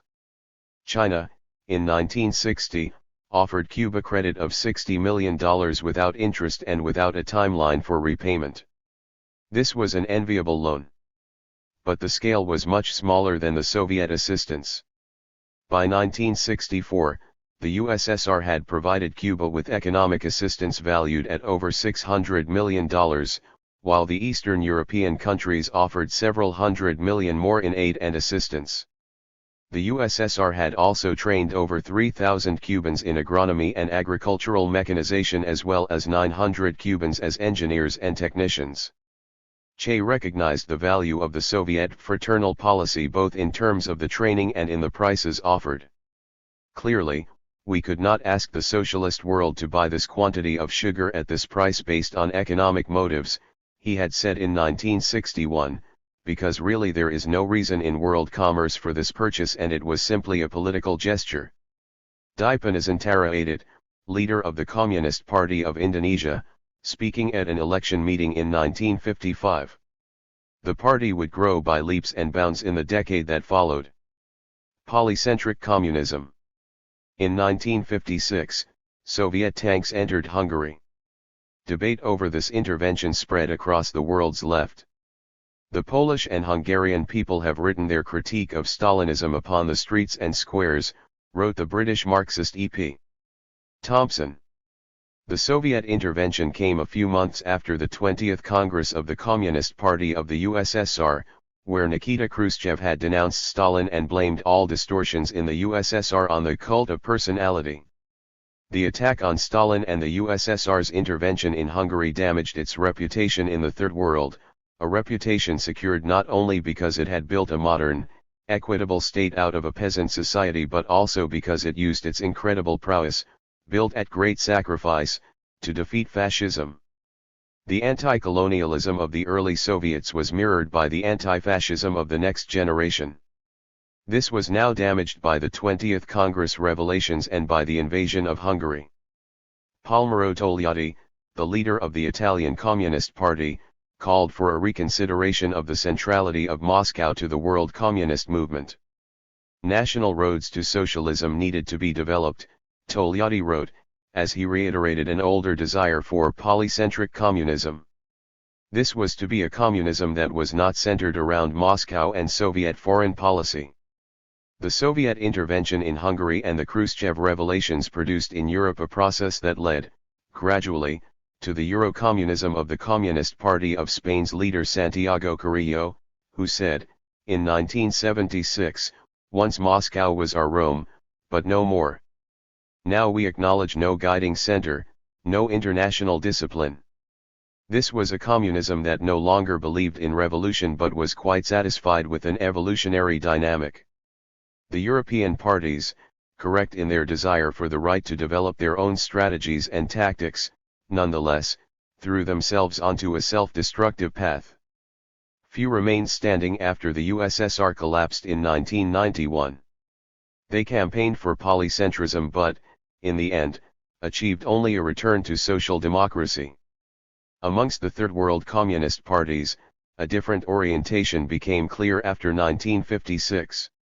While the Western European parties seemed eager to denigrate the USSR and its contributions, the parties in the Third World acknowledged the importance of the USSR but sought some distance from its political orientation. During their visits to Moscow in the 1960s, champions of African socialism such as Modibo Keita of Mali and Mamadou Dia of Senegal announced the necessity of non-alignment and the importance of nationally developed processes of socialist construction. Marshall Lin Biao spoke of the need for a creative application of Marxism in the Chinese context. The young leader of the Indonesian Communist Party, Dipanasantara Adit, moved his party towards a firm grounding in both Marxism-Leninism and the peculiarities of Indonesian history. In December 1961, Adit told his party of the importance of polycentrism. "No communist party that is dependent upon another can develop normally," he said. In India, the Communist Party of India, Marxist, emerged out of the Communist Party of India in 1964 around a debate that included the role of the USSR as arbiter of national lines. "We realize that we can learn very little from the experiences of the Soviet and the Chinese revolutions," said Hare Krishna Konar, a peasant leader of the CPIM. In the peculiar objective realities of India, we have to rely on ourselves to formulate the strategies and tactics of our revolution. The Indian peasant struggle must necessarily take a different tack from that of the CCP-led peasant struggle in China. In the Third World, where communism was a dynamic movement, it was not treated as a religion that was incapable of error. Socialism is young, Che Guevara wrote in 1965, and has its mistakes. Socialism required ceaseless criticism in order to strengthen it.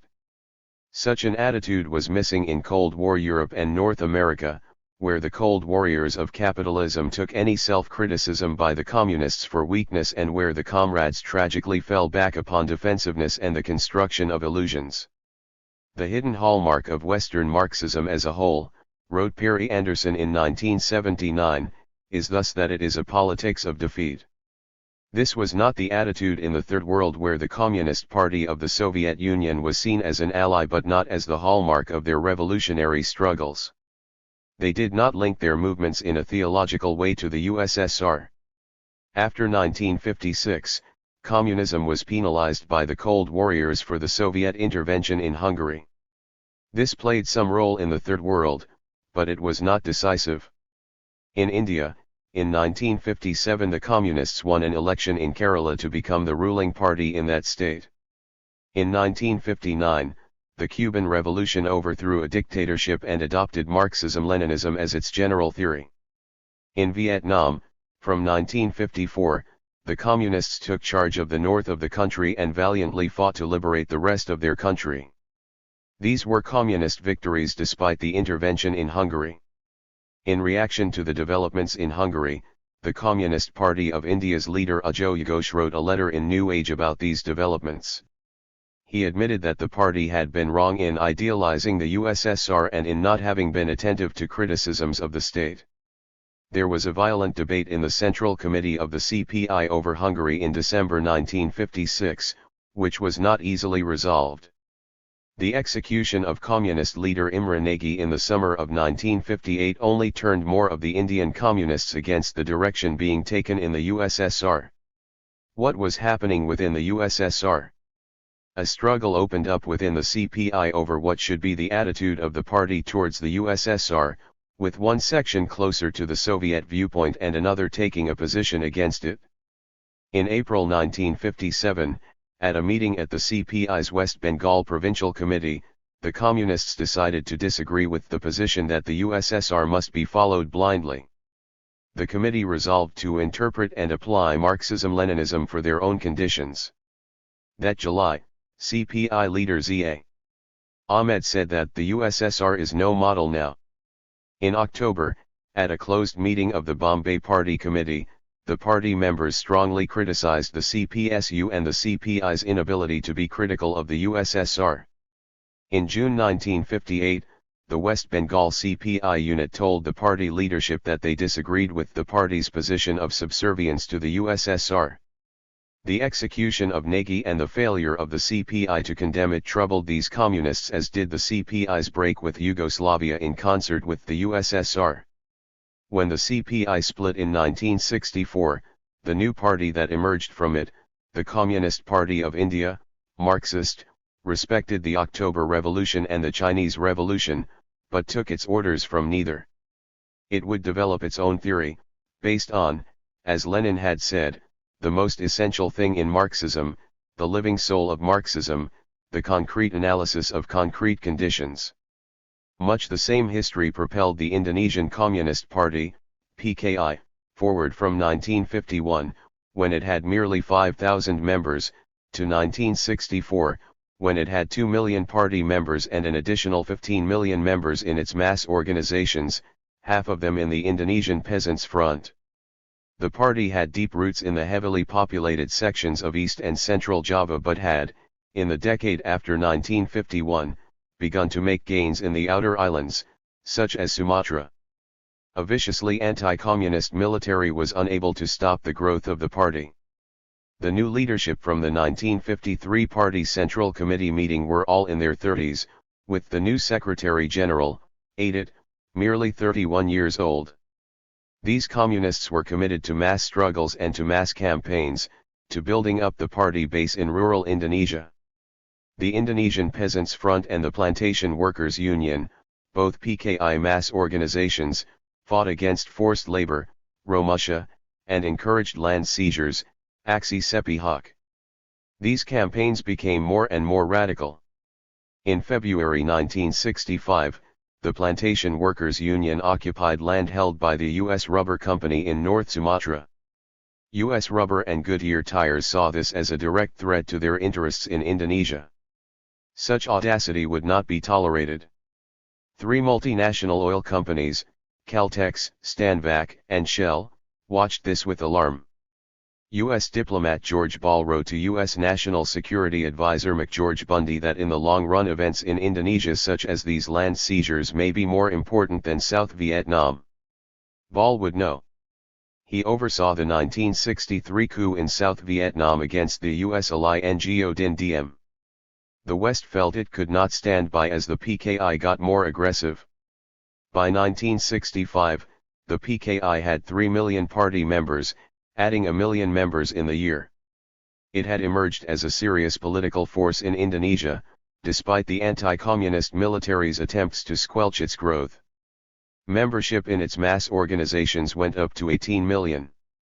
A strange incident, the killing of 3 generals in Jakarta, set off a massive campaign, helped along by the CIA and Australian intelligence, to excise the communists from Indonesia.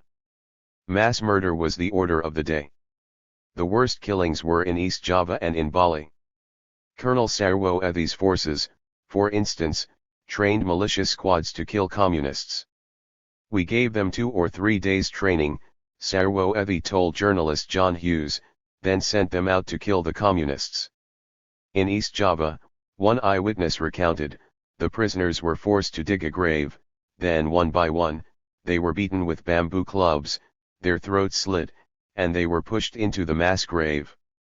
By the end of the massacre, 1 million Indonesian men and women of the left were sent to these graves. Many millions more were isolated, without work and friends.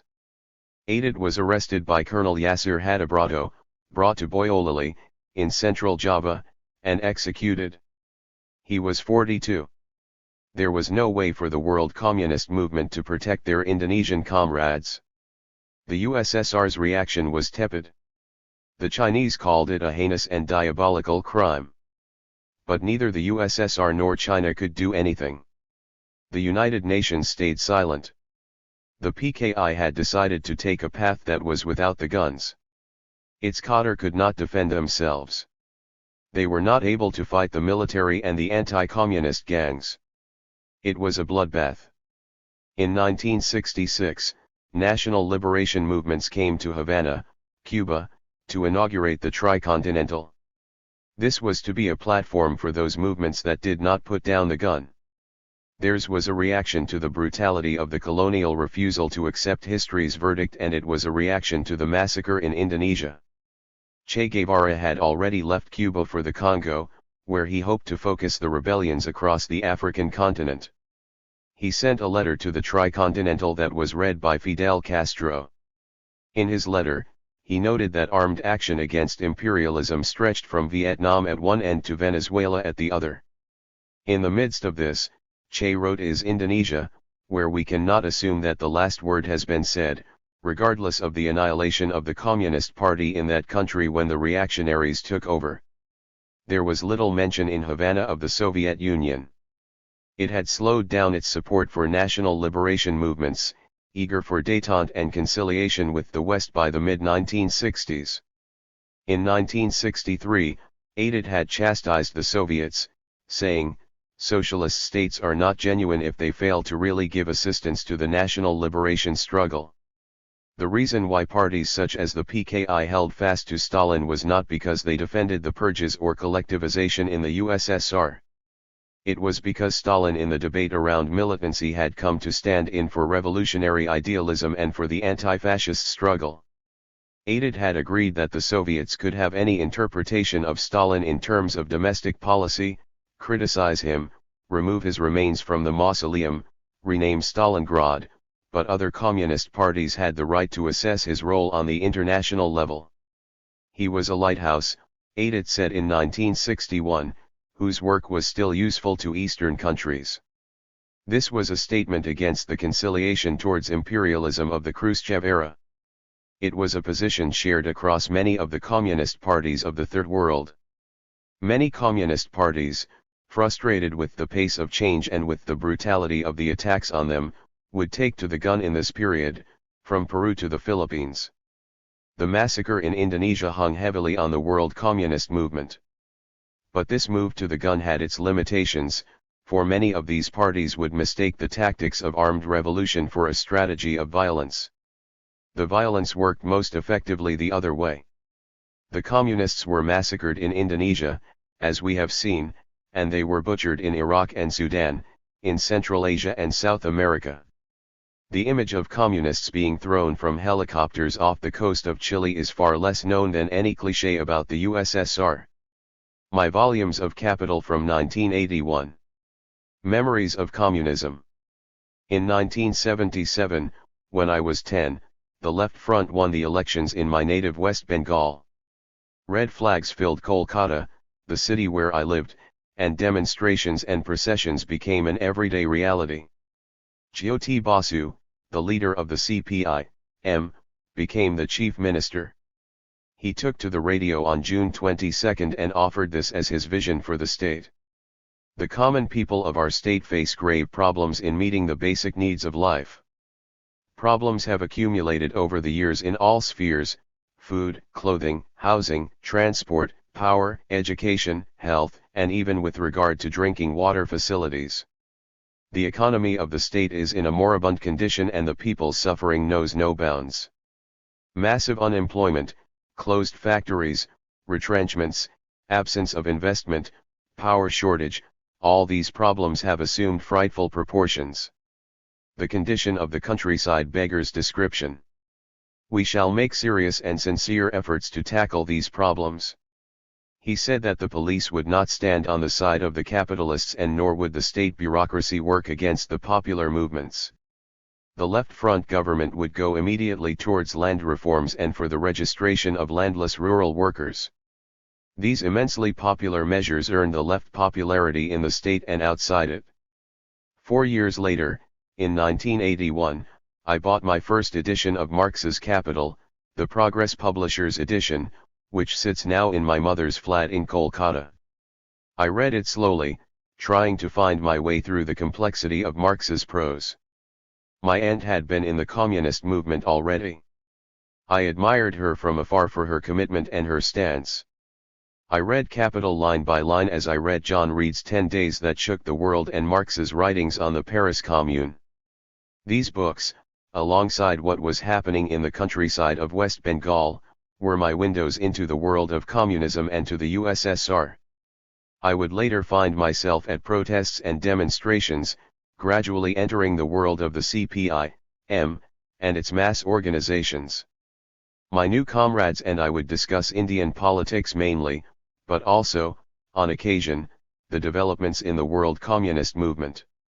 Our world into the USSR did not start with 1917, but with our own experiences. We looked at Moscow as a distant cousin, not as a parent. One of the books that I was able to find at a used bookstore was Leon Trotsky's Magisterial History of the Russian Revolution. I read this over my puja holidays in 1982, sitting in the Kolkata heat, with a Petromax lantern to compensate for the load shedding. My old copy is marked up, each page with a note. Right at the end, there is a sentence that appealed to me, and still does. It is about how the USSR was never given a chance by the bourgeoisie, as one would expect. From its first days, it was criticized mercilessly. Trotsky wrote his book in 1930, sitting in Istanbul, in exile in Turkey from the USSR. 13 years had elapsed since the October Revolution. The revolution was already being derided. Capitalism, Trotsky wrote in his conclusion, required 100 years to elevate science and technique to the heights and plunge humanity into the hell of war and crisis. To socialism its enemies allow only 15 years to create and furnish a terrestrial paradise. We took no such obligation upon ourselves. We never set these dates. The process of vast transformation must be measured by an adequate scale. But it did not have the time to develop. The USSR lasted only 70 years. This is a very small period of time in the scope of world history. Its achievements have been pilloried, its demise being the greatest argument against its achievements. But merely because it disappeared does not mean that it was without merit. It provides us with the assurance that a workers' and peasants' state can exist, that it can create policies to benefit the vast masses of the people rather than merely the rich, that it can heal and educate rather than simply starve and kill. This is something to hold on to. By creating a new, Soviet type of state, Lenin wrote in 1918, we solved only a small part of this difficult problem. The principal difficulty lies in the economic sphere. To socialize production was not going to be easy. An attack by the forces opposed to the October Revolution, including most Western powers, threw the new government into disarray. The Red Army had to be organized to defend the new state, which meant resources began to be drained away from social uses. At no point during its 7 decades, did the Soviet Union exist without major external threats. Its entire architecture of socialist planning was constrained by the imperatives of security. The USSR chose to push for rapid economic growth to sustain the Red Army and to provide sufficient social wealth to improve the livelihood of the population.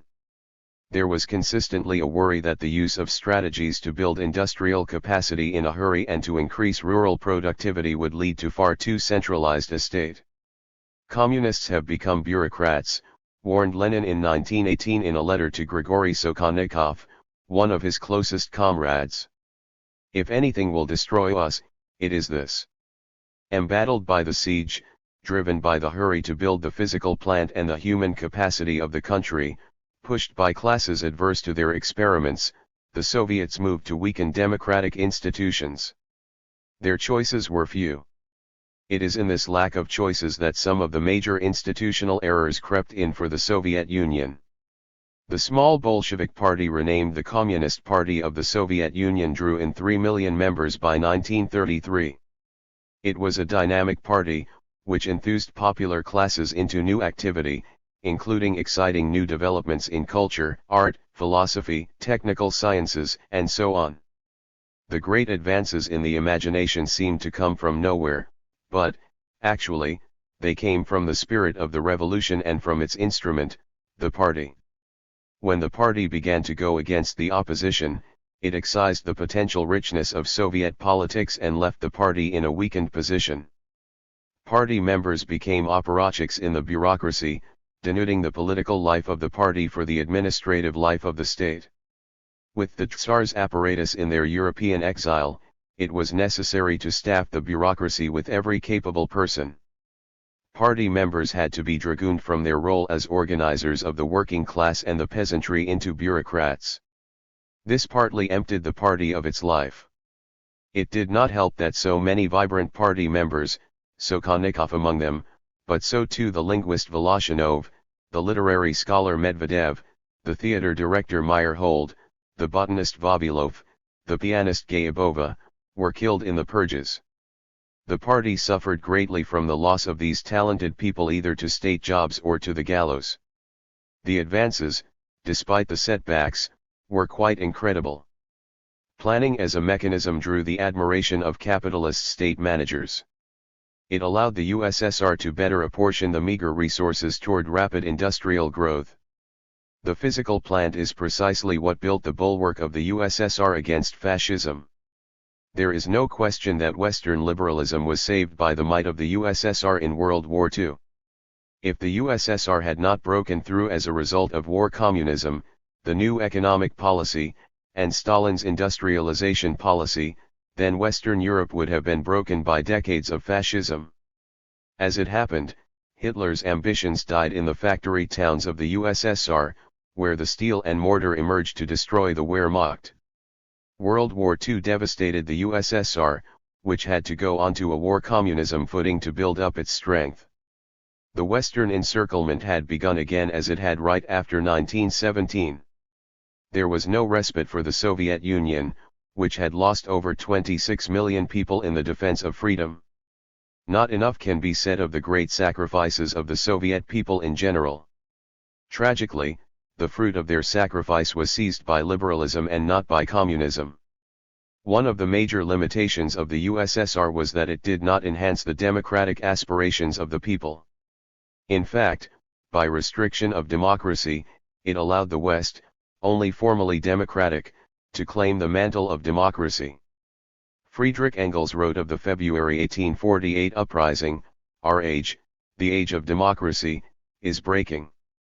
He described the scene in the French Chamber of Deputies when a worker rushed in with a pistol in hand. "No more deputies," he shouted, "we are the masters." It was not to be in 1848. But this is the seam in communism that is irrepressible, the desire for participation and leadership. In October 1917, Lenin addressed this possibility directly. "We are not utopians," he wrote. "We know that an unskilled laborer or a cook cannot immediately get on with a job of state administration. The key word here is immediately. Training is essential," Lenin wrote, "and once trained, every cook can govern. Our revolution will be invincible," he continued, "if it is not afraid of itself, if it transfers all power to the proletariat." That transfer of power did not effectively happen, although the Supreme Soviet was much more representative of the working class and peasantry than any liberal democracy, and its leadership came from solid working class, Brezhnev, and peasant, Khrushchev, backgrounds. The full promise of communism could not, however, be met in the constraints of the USSR. The lack of effective democracy meant that there became a tendency to bureaucracy and to stagnation, bolstered by the diversion of an enormous amount of the social surplus to the security establishment. Attempts at reform of the system, such as Kosygin's 1965, 1973, and 1979 reforms, would be ill-starred. These were top-down initiatives. They did not emerge from the depths of the party and of the population. It was a similar top-down attempt in the 1980s led by Gorbachev that led to the liquidation of the USSR. Gorbachev went for openness, glasnost, and economic restructuring, perestroika, introducing these Russian words into English. Similar policies had been pushed in China around this time, and much of what he had attempted was in the framework of Kosygin's various attempts at reform. What Gorbachev did most dramatically was to insist on multi-party elections and to essentially frontally attack the role of the Communist Party in the USSR. There was a word for this, demokratizatsiya, the dismantling of the state institutions, which were then left prey to the opportunistic party apparatchiks and private businessmen who became the first Russian oligarchs. Those men fed on the social wealth produced by the Soviet people. The precipitous breakup of the state allowed unscrupulous politicians such as Boris Yeltsin, along with his intellectual cronies Anatoly Chubais and Yegor Gaidar, to drive the USSR off the cliff.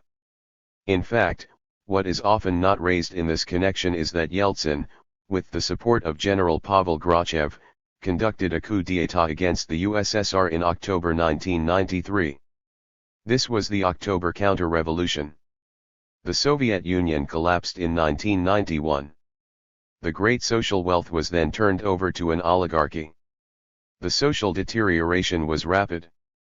The British medical journal, The Lancet, estimated that over 1 million Russians died due to the economic shock of mass privatization and shock therapy in the decade from 1991 to 2001.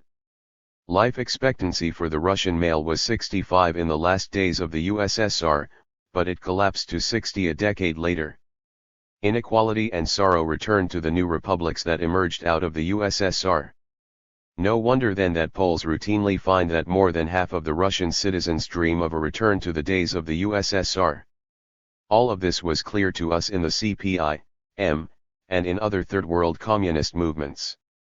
Amilcar Cabral had already warned from the stage of the Tricontinental in 1966, we must practice revolutionary democracy in every aspect of our party life.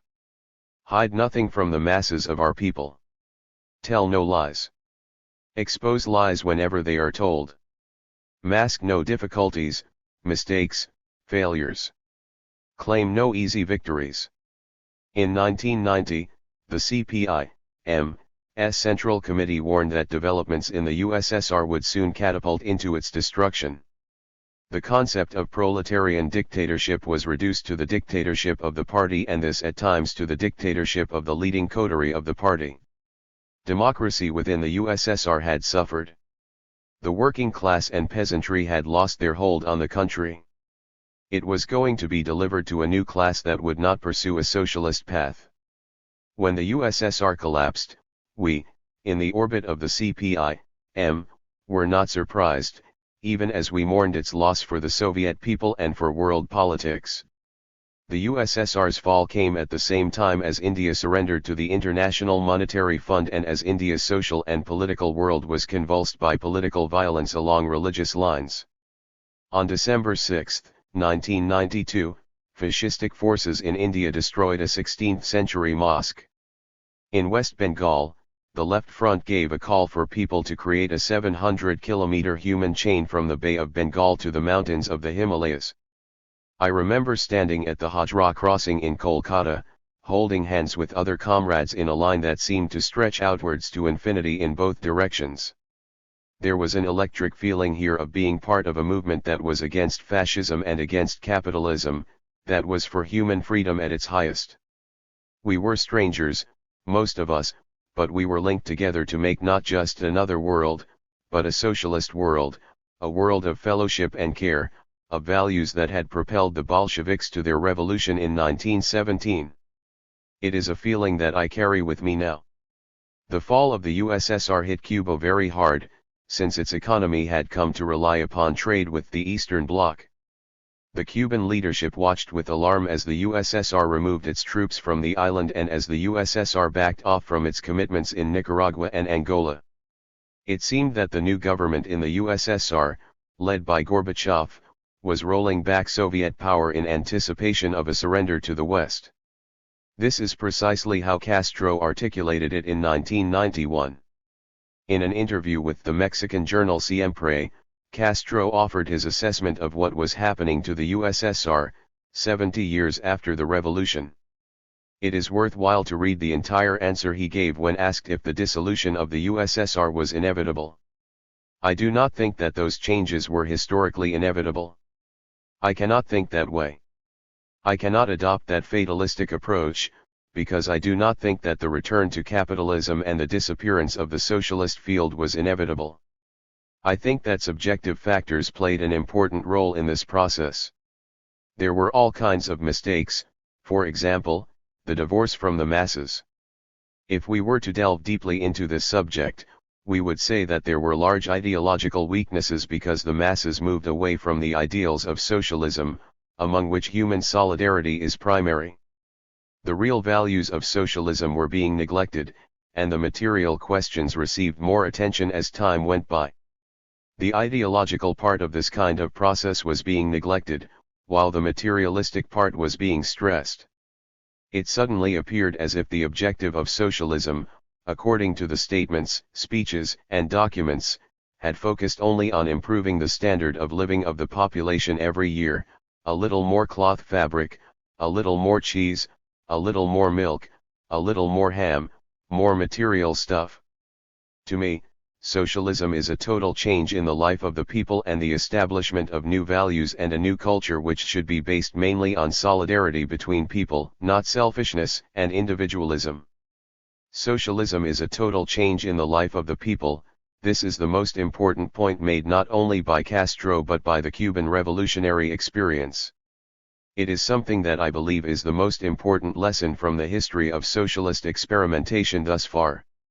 The USSR will be remembered for its breakthrough against monarchy, its emancipation of the peasantry and the working class, its war against fascism and its support for the anti-colonial movements.